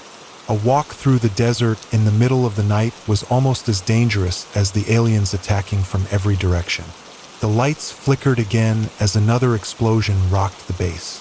Looking at the monitors, I could see the grays approaching my section of the tunnel. All I could do was keep quiet, hoping that they didn't try to look in here as they continued along their warpath. Too much to ask, especially for my luck. The first gray that was leading the pack stopped in front of my door. It raised a hand and I heard the metal begin to bend and creak. Diving back under the desk, I pulled myself in as much as I could, desperate to avoid being seen as it ripped the door from the hinges without even touching it. Pretty sure I involuntarily squealed a little when the door hit the wall, falling to the floor with an even louder bang as the gray stepped into the room. I saw its feet as it walked around for a moment, inspecting its surroundings for whatever it was looking for. It stopped in front of the monitors, staying there for the longest minute of my life as it studied them before walking back out, leading the rest of the grays forward. At that point, I could only assume they were after the one that was laying in a cell down the hall. Guess aliens have the same code of no man left behind that we do. Who says we have nothing in common, right? Too bad they were slaughtering us to make sure it happened. I have to get out of here. There's no excuses now. I was exposed to the dangers outside without a door on the hinges. I had to move, fast. Looking at the monitors, the grays were far enough ahead in the tunnel that I could slip out without them noticing. I poked my head out, making sure there were no stragglers that could fold me like origami with their mind, and started my escape. Running as fast as I could towards upper base, I was quickly out of breath. The incline in here was killer, and God knows it's at least a couple of miles directly up. Nevertheless, I've got to keep trying. I managed to get maybe halfway there before I came across a body. It was slumped next to a wall, head down and blood all over the front of its uniform. As I got closer, trying to give it a wide berth, it began to cough. I paused, unsure of what my next move should be. If it's another soldier, the obvious answer is that I should help, right? But then there was the other chance nagging at the back of my mind. I've had this pit in my stomach since the run-in with the doppelganger. This guy could just be that damn thing trying to lure in prey. If it is, well, then trying to help him is a death sentence. Help. A weak voice came through the coughing. Hell. I can't leave them in good conscience to die on the slight chance they could be that damned monster. I know it goes against self-preservation, but I can't just leave him here. Hey man, what the hell got you? I said, moving toward him slowly. His head tilted a little, looking for where my voice was coming from. As he looked up, I could see that although he was pretty messed up, he was definitely human. His throat was slashed pretty bad though, and judging by the amount of blood everywhere, he wasn't making it out of this tunnel. Damned thing disguised itself as one of us. He gurgled out. The doppelganger then. It had been through here already. Shit, was I gonna have to face it when I get to upper base? Before I could think further, he kept talking. He tore out their throats with his damned teeth, ate them while they were still screaming. I tried stabbing him, but he slashed me. Oh, I don't think I'm gonna make it. It's cold. Hey, stay with me. Okay? I'm going to get help and come back here for you. All right? I said. Is that death? He asked, pointing towards the tunnel going to lower base. I looked forward, squinting as the light seemed to dim. It was definitely getting darker. Oh shit, was all I could get out before a long shadow appeared in the middle of the room, steadily getting closer as it made its way out. God knows what this thing can do once it hits outside, but I wasn't about to stay around here and figure it out. I grabbed the soldier, hoisting him over my shoulder and starting to move as fast as we could.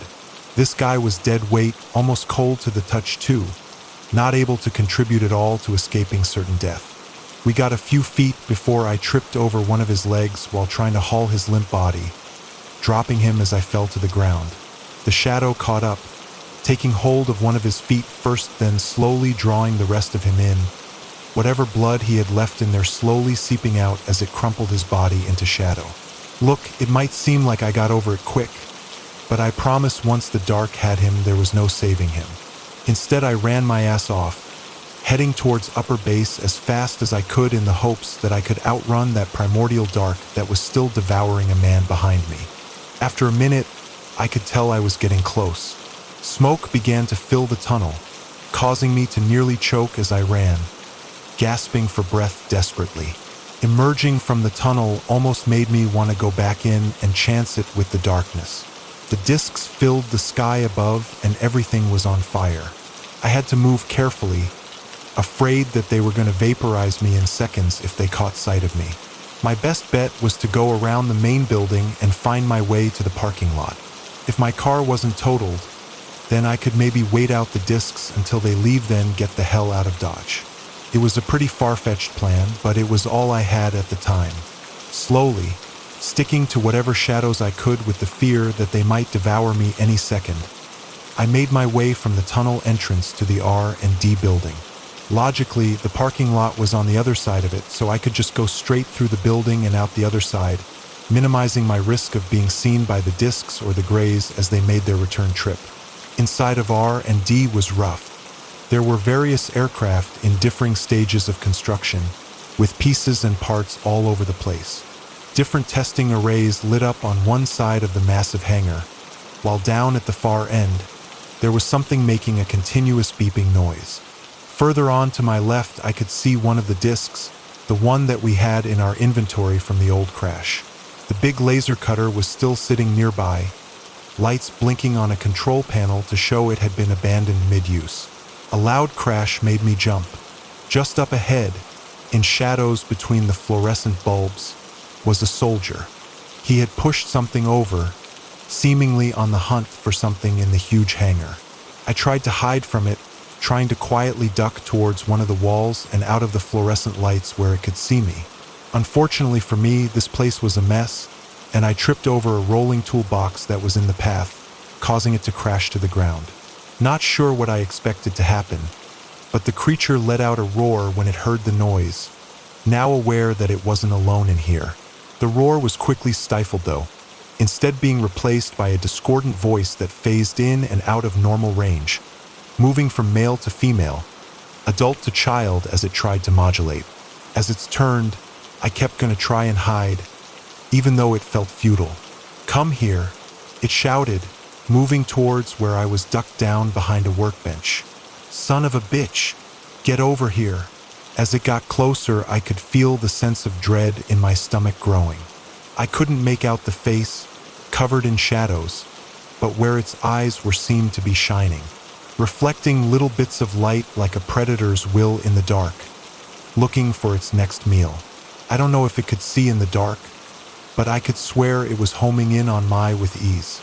"Wash, it's you," the doppelganger shouted now. Shit, it must have seen me. I had to make a run, hell with giving my position away. If I was faster, I could make it to the far door and get the hell out of here before it had a chance to catch up. "Come here." It moved fast, faster than I had ever seen any human move in my life, seemingly going down on all fours to run at me faster. As it closed in, I fell back, crashing to the ground beside the disc as it gained ground on me. Looking around, I grabbed my gun from its holster, leveling it at the doppelganger and firing. My aim was good, and the bullet hit it right in the face, making its head blast back for a moment. "Now, why would you do that?" said again. The voice was more discordant this time, hundreds of different inflections and tones all fighting for supremacy under the tide of noise. The prevailing feeling I got from it now wasn't just malice, it was anger. I had pissed it off, and now it really wanted to hurt me, even more so than before. I scrambled, firing off more shots into the monster. They each hit, but did nothing when it came to slowing it down. The bullets were useless, and as I looked around, my only options were crowbars, various mechanic tools, and the laser. I have no idea how to use this damn thing, so I just had to hope that when it was left here, they had already primed it so it was ready to go. The doppelganger lurched frontward, screaming at me in an ancient language I couldn't understand. I turned the dial on the console all the way towards the top to max it out and hit the green button that was lit up next to it. The light that came out of that thing was practically blinding. I closed my eyes, turning my head as it flashed. I could hear the damned creature screaming even louder now and smelled something burning as the laser hit it. After a moment, the light died down and I finally opened my eyes. The doppelganger lay on the ground, half its face melted and the entire torso on fire. It was twitching on the ground, still cursing me in an ancient language, but unable to keep moving. I'll be honest, I wasn't going to wait to see what happened to it. I ran, heading towards the back door and bursting through it. On the other side of the road, there was the parking lot. My car was parked in the back corner, and from the looks of it, still intact. I kept to the back wall, desperate to avoid being seen, and continued slowly moving across the road towards my car. After a moment, I finally made it, pulling out keys and unlocking the door manually so the lights didn't alert anything to my presence. Before I could get in, I looked across at the burning base and tunnel entrance to see the Greys emerge. The one that had been prisoner was floating alongside the others, levitating out of the tunnel with whatever powers they had used to tear dozens of soldiers apart. As they emerged, the discs began to shine their lights down, beaming them up into the ships one by one. Just to be safe, I ducked down in my seat and waited to see if they would leave. After the last Grey was picked up, the discs fired off a few more lasers before rising further into the sky, suddenly blinking out and disappearing completely. As they left, a laser suddenly hit the R&D building, causing it to explode and hit me with a blast of heat. That was the last thing I needed to tell me that this wasn't the place to be. Turning the key, I threw it into drive and hit the gas, nearly smashing into another car when it lurched forward. I steered around it, hitting the road and flooring the pedal towards the entrance. The guard arm was down, but I smashed straight through it, unwilling to wait for it to raise. Not like there was still La Garde at the gate to raise it anyway. The flames were in my rear view for almost 20 minutes, burning into the night sky as I drove as far away as I fucking could. I came home, surprised a cop didn't pull me over for speeding. At some point, a bunch of fire trucks passed me, heading towards the base to deal with the chaos I had left behind. About 6 hours ago, I walked in the door of my apartment and haven't looked back. Typing this up just seems silly now, considering all that I've gone through in the past 12 hours. I've been looking out my window every 5 minutes, waiting to see black vans roll up ready to cart me off to some black site where I'll never be heard from again. I don't think I'll be lucky enough to have some aliens come break me out if they do take me, but goddammit, they're real. They're out there. We are not alone. If this country is smart, they won't try picking any more fights with them.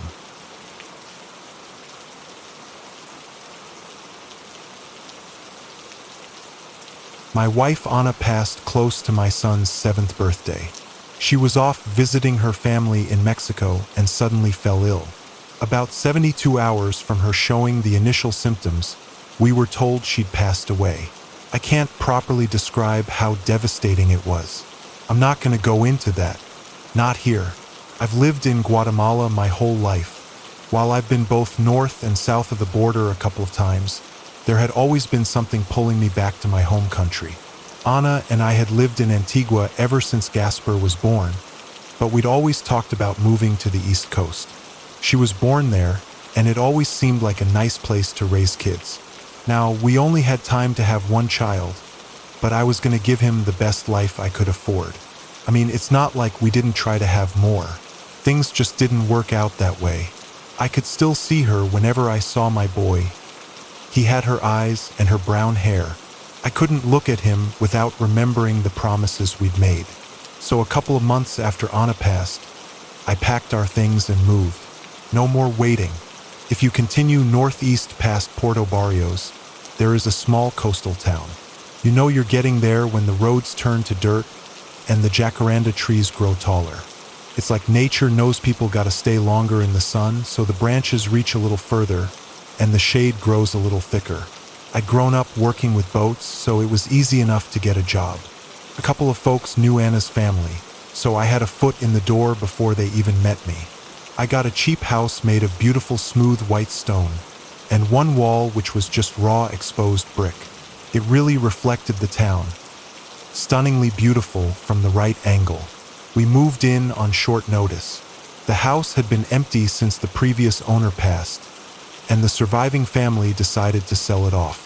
It was nice enough, but you could tell there was more history to it than you might be comfortable with. Little notches on the floor, subtle stains on the walls, a kitchen where the smell of fried fish wouldn't go away. It wasn't unpleasant, just different. Anna's death had been hard on everyone. I had to keep up appearances and focus on Gasper, but now that I was settling into a new routine, things were changing fast. Gasper was starting school and getting to meet all new friends. I guess, in a way, I was supposed to do that too. It's silly worrying about whether your work colleagues are gonna like you or not, but it can make or break your social life. And at my age, what little social life you have is precious. As I got used to the new town, I spent a lot of time by the sea. Boats would come and go at all hours of the day. There was this one station by the pier open 24 hours a day where everyone was registered, meaning there was always some disinterested teenager sitting in the booth, waiting to sign a sheet of paper. I think the smell was the hardest to get used to. Salt and fish and foam. Sick, sweet, and salt. All hitting you at different angles like the southpaw of a skillful boxer. On my first day of work, I was early. Early enough to watch the first fisherman pull into the pier. A tired man in his early 50s pulled a cart with 4 coolers, waving at the tired kid in the booth. He sat down on the bench next to me. Maybe he was overworked or a little drunk, but I could tell he wasn't all right. He looked over at me with deep bags under his eyes. "You're new," he stated matter-of-factly. "I am," I said. "I fix boats." "Good," he nodded. "Only reason mine floats is because it's too shit for the ocean to eat." "She's not a picky eater," I smiled. "What?" "I said she's not a picky eater," I repeated. "You know, the ocean. Don't talk like you know her." "Quat?" he said, giving me a cold look. "You don't know her like I do. Don't pretend you do. I'm just making conversation, and I'm here to make it a good one," he said, pointing a finger at me. "Don't think you can figure this place out in a couple days. There's history in this land. There's bones in that sea. You understand." "I get you," I said. "I respect that." The man got up and dragged his cart along, smacking the side of the wall of a nearby house. Someone was already up to meet him, but they didn't seem too happy about it. I watched 2 young women help carry the coolers inside, talking to him with tired smiles, and he just waved them off. "Don't mind Simone," someone said. "He's crazy." I turned around and recognized my employer, Lino. He'd stood there for a while just to see what I was up to. I got up in a flash, reaching out to shake his hand. He accepted it with a smile. "He's 30 years older than he looks," Lino continued. "Been a grumpy old man since he was a kid, they say." "I don't mind grumpy," I smiled. "That's what towns are made of, right?" "Yeah," Lino grinned. So let's hope we get to be grumpy old men too. Lino's workshop felt like someone's living room. Pictures on the walls, music playing on the speakers. Equal smells of motor oil and Ron Zacapa. Lino was an absolute treasure of a person. If "don't worry, be happy" had a face, it'd be him. He had a green shirt that was older than my kid, and this sort of ill-kept handlebar mustache that he kept stroking when he tried to keep a serious face. I couldn't help but think he looked like a tanner Freddie Mercury, minus the teeth. We worked on the engine of a private boat that day. Leisure-type stuff, not anything big and functional. Someone came in saying the engine kept stalling. Lino figured they'd been getting too close to shore and kept getting trash stuck in the propeller, but I convinced him to do a thorough check. We found some engine tearing that might lead to a complete breakdown in a couple more runs, so we fixed it. It was quick and cheap, and Lino charged next to nothing for it despite it costing us half a day to work through. You make people who can afford a boat like this happy, they won't ever go to someone else, he said. It's not just making friends, it's good business. By the end of our first day, we stopped outside the workshop to have a smoke. I hadn't smoked since I met Anna, but I didn't see the point to stick to that anymore. One puff and I got the coughs. Lino picked up on it but decided not to ask. Instead, he pointed at a shed just off the pier. "You see that?" he said. "Take a look. Tell me what you see." "A shed," I said. "Cheap roofing." "No. See what's on the roof?" I looked a little closer. 2 seagulls. "That's right," Lino said. 2 seagulls. "Now, have you noticed something strange about them? Other than not shitting on me, no?" "Yeah, but that's just the thing. There are gulls everywhere. Listen." I took another puff of smoke, letting it coat my lungs and simmer into my nerves. I turned my head up and closed my eyes. All I could hear was the pulse of the ocean and the clatter of everyday life coming from the buildings around us. Couldn't hear the gulls. "They're silent around here," Lino said. "You won't hear them screaming or attacking. They don't do that." "Bullshit." "No, I'm serious," he smiled. "They say so many people died at sea that even the gulls stopped laughing about it." "They say that, huh?" "Well, Simone does," Lino nodded. "But he loves those things, so he should know. You can see him feeding them before he goes out every night." I didn't even question it. Grumpy people tend to prefer the company of animals. There was a place right next door to the workshop where I could get some cheap tapadoo, so I bought some for me and Gasper. I took the long road back home, getting acquainted with the streets and those who lived there. A couple of folks gave me crooked looks and folded arms, but others waved and cheered as I passed. It would take some time, but I could see them warming up to me. By the time I got to my street, I noticed something. There were seagulls all over the roof, looking down on me. About 30 of them, all in all. It was true what Lino said. They'd been unusually quiet. I'd never seen a seagull that hadn't screeched and hooped, but these were different somehow. As I approached, I could see them gathering at the edge of the roof, looking down on me. Gasper was already home, waiting by the door. Before I got a chance to greet him, one of the gulls opened its mouth and screamed. One by one, they joined in. It wasn't the usual cackling of seagulls. It was more of a laugh, a stunted, stuttered laugh. Gasper and I had dinner in the living room, watching cartoons on the TV. I asked him about school, but he was too shy to talk about it. He wasn't really a fan of the soup I'd bought, but I promised he'd get used to it. There were so many other things to try too. "If we ask nicely, I bet we can go out on a boat," I said. "I think you'd like it. It's nice out there." "I don't like the ocean," he said. "It's too big. Scary. That's what makes it great. You can swim for hours, and there's always something new to see. I prefer YouTube. Smartass." He finished up and hunkered down in his room. I sat down in the kitchen, popped open a gallo, and took the load off my feet. But even then, I noticed a gull on the fence outside, staring right into my kitchen window, and the moment our eyes met it laughed.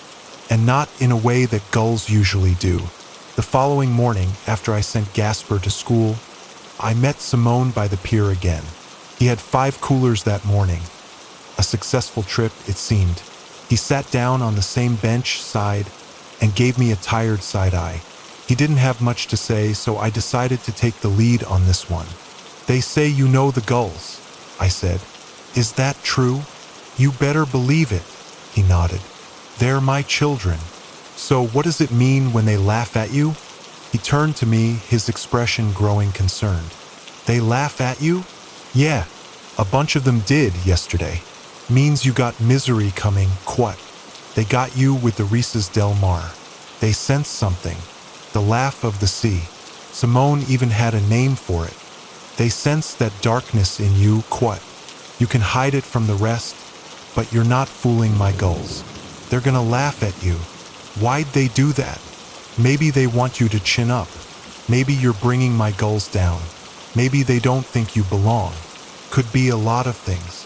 He got up with a grunt and grabbed his cart. Without looking back, he ended the conversation. "You think you belong here?"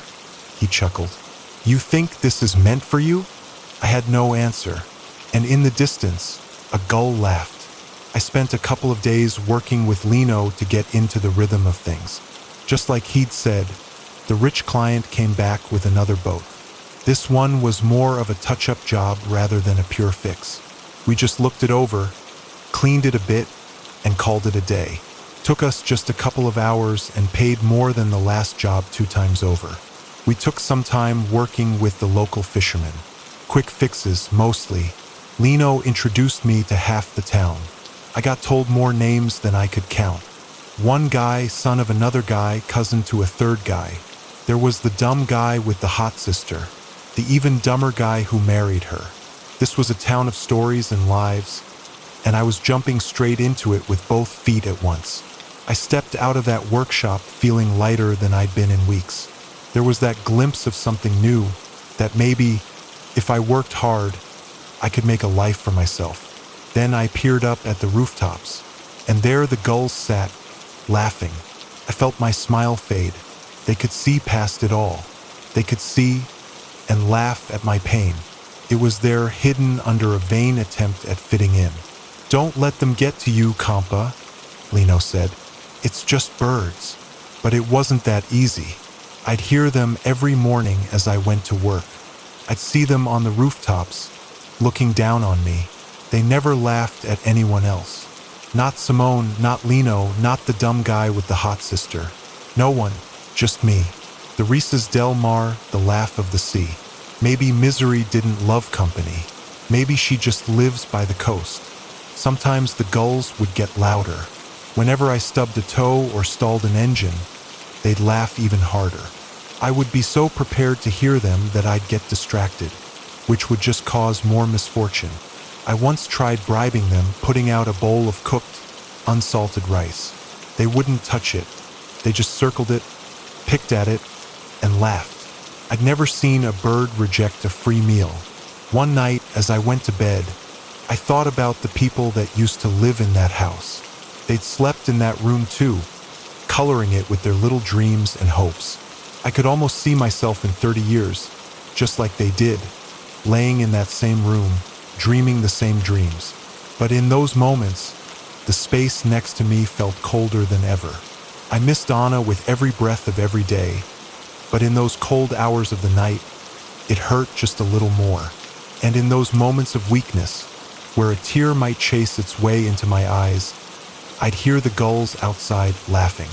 "Please stop," I'd whisper into my pillow. "Please stop laughing." That just made them laugh harder, louder. "I've done you nothing. Please." But they didn't stop. They'd laugh all night, hoping to wound me for just a little longer. Lino had a slightly different view of things.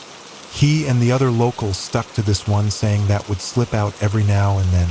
"El que mucho se siente pronto deja de hacer falta." Or he who is often absent stops being missed.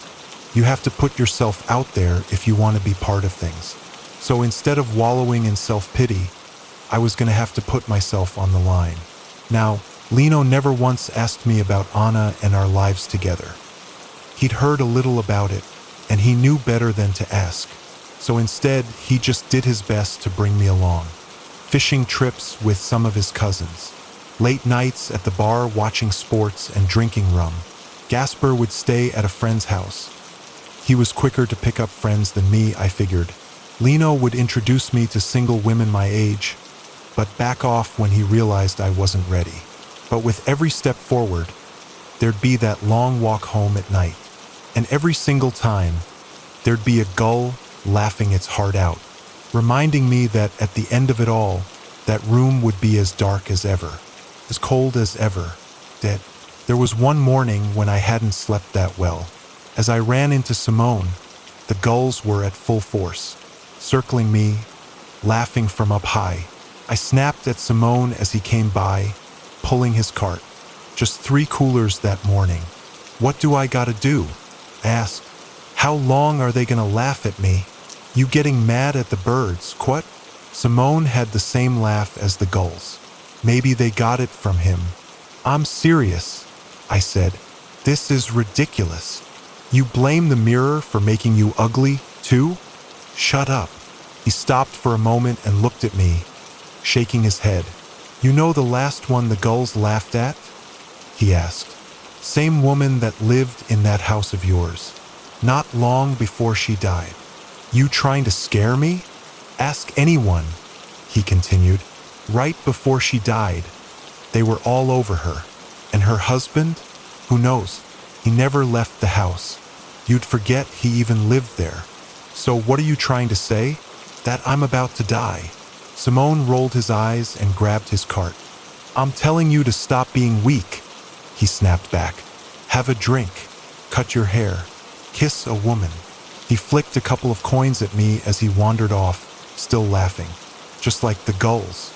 That day turned out awful. Just awful. I broke an expensive spare part and cut my palm on a sharp knife. When Lino came over to help, I turned him away. I didn't even think about it. Even though my ears couldn't hear them, my heart echoed with the shrieking laughter of the gulls. De risas del mar. When I sat down to clear my head, Lino joined me, giving me some time to calm down. You know the people who lived in that house before me? I asked. Lady de Leon? He asked. Yeah, I remember her. Simone says the gulls laughed at her before she died. Yeah, I remember, he said. Can't say it was a big surprise. She was ancient, but we miss her. What about her husband? Lino raised an eyebrow at that. Then he nodded, as if a light had come on in the back of his mind. Right, he said. I forget about him sometimes. He never left the house, but you could see his stupid red hat in the windows. Did he die too? I suppose he did, Lino nodded. I can't remember. Coming home that evening, I anticipated the gulls sitting in a row along the roof, laughing at me. They knew I'd had a bad day, and they weren't about to let me forget it. But they weren't there. The house was empty. Not a single gull, not a hint of a laugh. It was nice in a way. It showed me a home the way it was meant to be seen.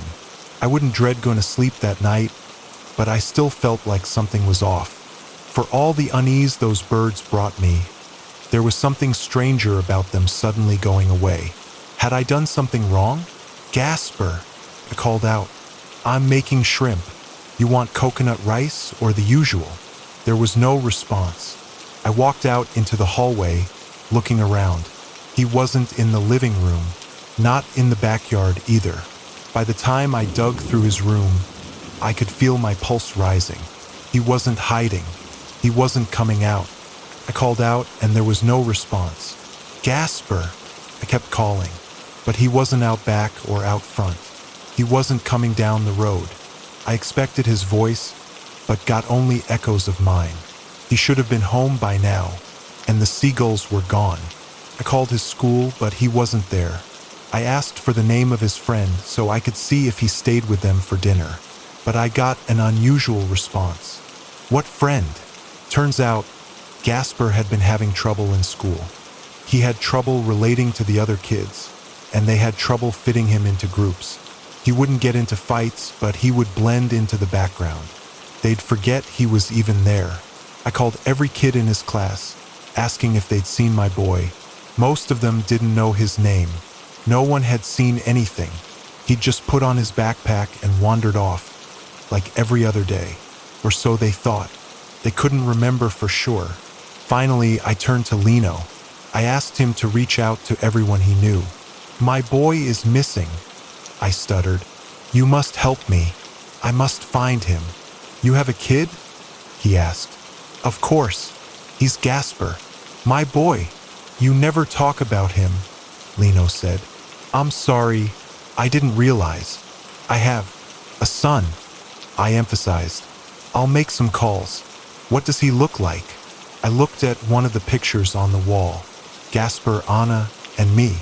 It was blurry, sun-bleached. "Brown hair," I said. "He has brown hair. What else?" I didn't have an answer. For some reason, I couldn't think of anything.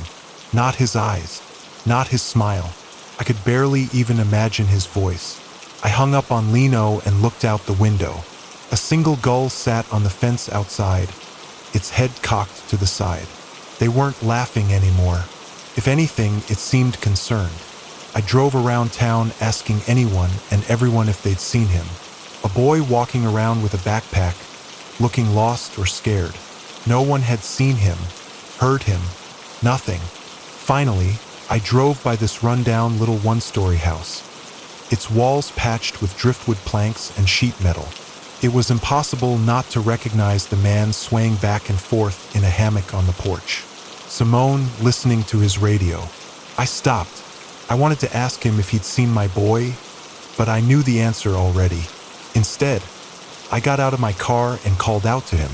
"Did you ask them to do this?" I yelled. "Is this you? Is this what?" He yelled back. "What do you want? You don't like me, so now the gulls don't like me. And now my boy is gone." Simone rolled out of his hammock and turned off the radio. He gave me a curious look. Not angry, concerned, like the gulls. "He didn't come home. I can't find him," I continued.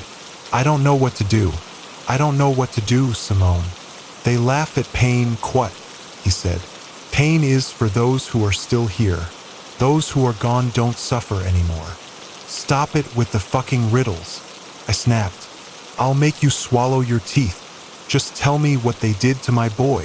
Simone picked something up from the side of his hammock and walked over to me. Still not angry, he looked up at the sky. "I don't think they were laughing, quat," he said. "I think they were trying to warn you. That's not what you said. You said they laugh at my pain. Two things can be true, you know. They're birds. They're not complicated. But you know what I think?" He took a swig from a bottle and pointed eastward. A long line of gulls could be seen in the distance, circling something. "Maybe they're still warning you," he said. "Pay attention. Listen." I got back in my car, trying to see the gulls. It was a weird angle, but I could hang my head out the window if necessary. Simone knocked on my window. "No," he said. "They're going out to sea." He opened the car door and held out a hand. "We'll take my boat." Simone's boat was in desperate need of a touch-up. He'd been stubborn about getting it fixed, but I could hear the engine struggling the moment it puttered away from the pier. We were heading east, where the gulls still circled. I had a moment of doubt. I'd been projecting my insecurities on these birds for weeks at that point. What if I was still doing it? But no, that wasn't it. Despite it all, I could tell Simone had his heart in the right place. When shit hits the fan, you don't want the person who tells you everything is going to be okay. You want the one who spits on the problem and say, "Let's get this done." The sun was setting, slowly but surely. A stiff breeze rattled the buttons on my pale orange shirt. I couldn't smell the ocean anymore. I'd gotten used to it. Something hit the boat. Maybe a rock or a sudden push from a wave. Simone tried to keep us straight, but it was too late. I fell overboard, plunging into the dark. For those who haven't swum in the open sea, there's nothing quite like it. An eternal mix of emerald blue in every direction. turning into a shimmering orange as the sun sets. In the distance, you might see a few spots swimming about, only to realize they're fish the size of your hand. But down there, it all looks small, even you. And don't look down. At the best of times, you see immense darkness, sucking you down. And in the worst of cases, you see something coming up. I forced my head above the surface. The sun had already set. A mild fog was settling over the ocean surface. I couldn't see anything. Left, right, it was all just water. Waves pushing me in every direction, grabbing a hold of me. I could feel a chill reaching up to spill the warmth in my chest. My toes were already tingling. As I kicked, one of my shoes came off, tumbling downward like a slow leaf in the wind, rocked by invisible currents. I called out to Simone, but I could barely hear my voice over the waves. There was no way he'd hear me over the engine. Then again, I couldn't even hear him anymore. He must have kept going or sunk. But I could hear something else. Seagulls. I listened and swam until my arms ached. My eyes burned from the salt. I could feel my legs taking longer and longer to kick as my head dipped further under the surface.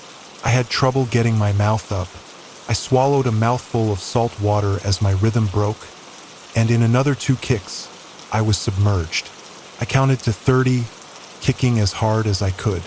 Then, out of nowhere, my toes touched sand. I pulled my way onto a long deserted beach. Not a bird among the trees. No insects in the bushes. A steady wind pulled on the leaves of the blue sunflowers resting under the sweet gum trees, making them rattle like a dry applause. Then I saw people, just a couple of them standing further in by the tree-line. Dark, tired eyes, lips so chapped they looked like leather. A man with a broken shirt hanging off his left shoulder. A middle-aged woman in a folk dress. As I approached, they stepped back. "I need help," I wheezed.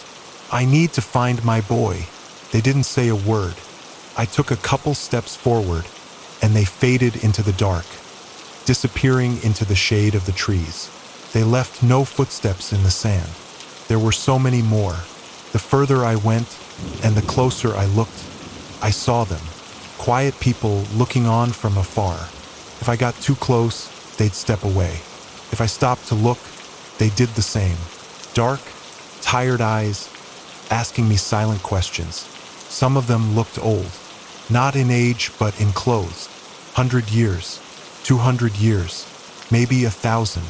One of them was an old man with an unusual red bucket hat. I looked a little closer, but couldn't figure out what he reminded me of. Perhaps I forgot.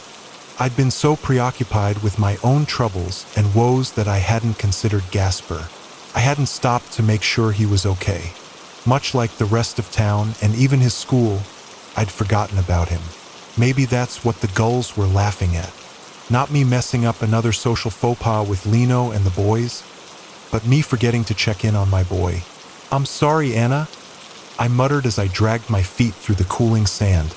One shoe missing. I was just looking at me. It was just about me. I forgot.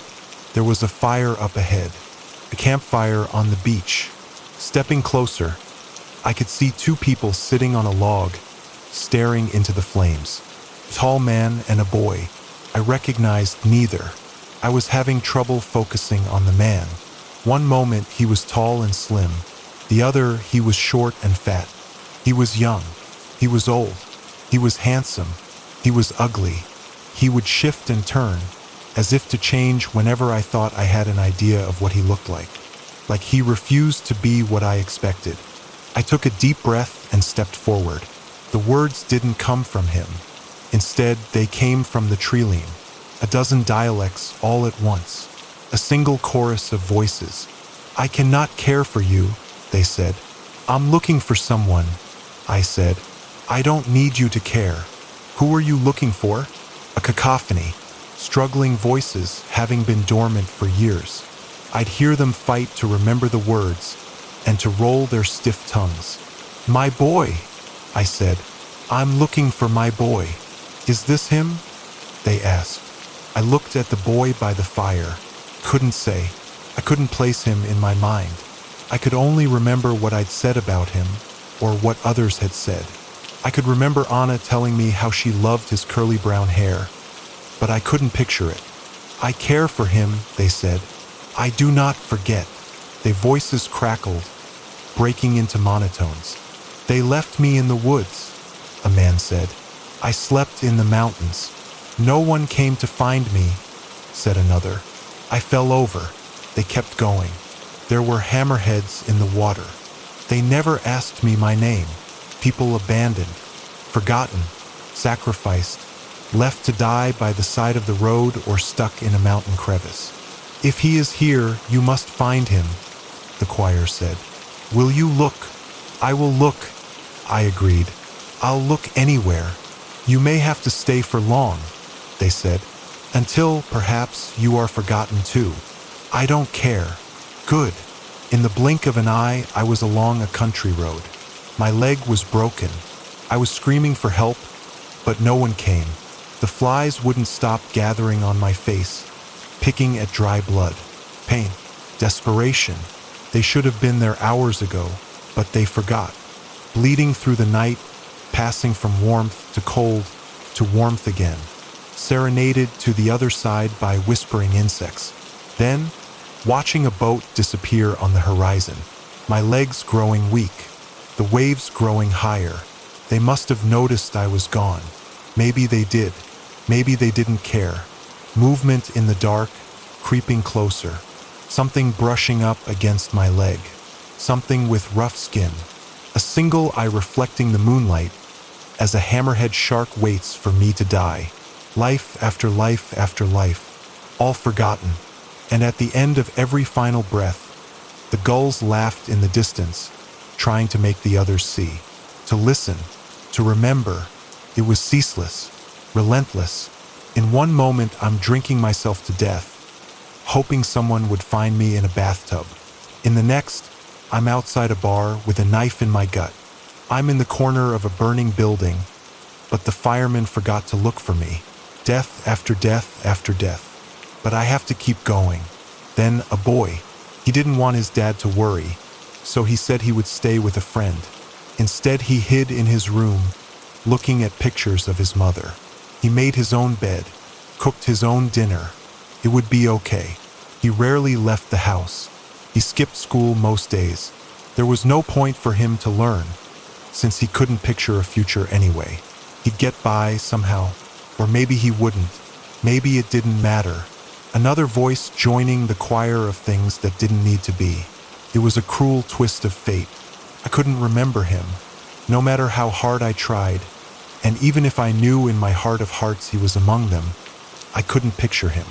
But I could remember Anna, and thinking of her eyes and her hair, I could remember him too. I remembered her words, whispering his name as she cradled him. And with those sprinkles of thought, a picture started to form. A name, a shape, a voice. He's afraid of the sea, I said. He'd rather watch YouTube. Is that okay? Asked the boy by the fire. Yeah, I sobbed. That's okay. We can watch together. I took him by the hand. The people in the dark stepped aside. The man by the fire remained silent, watching as we went. And in the distance, the gulls laughed, not out of menace or spite, but out of relief. It hasn't been an easy life since then. Both Gasper and I had healing to do.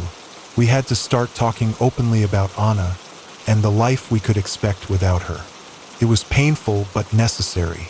We talked about where we'd celebrate the holidays, where we'd go on holiday, and instead of presuming or hoping, we talked about it, and we made plans. Maybe he'd have a new mother someday. Maybe he'd even have a little brother or sister to play with. He said he'd like that. Whenever I was ready to try, I would have his blessing. I took him out with Simone's boat once. I helped fix it up a bit first. The man is saltier than the sea, but he's honest. I'm surprised how much Gasper likes him. I think Simone had a soft spot for Gasper, too. Maybe kids are like gulls, in a way. Simple. The gulls don't laugh no more. Not for me, not for anyone. Now when Simone goes to feed them, I sit next to him. Gasper does too, and they humbly accept whatever we offer.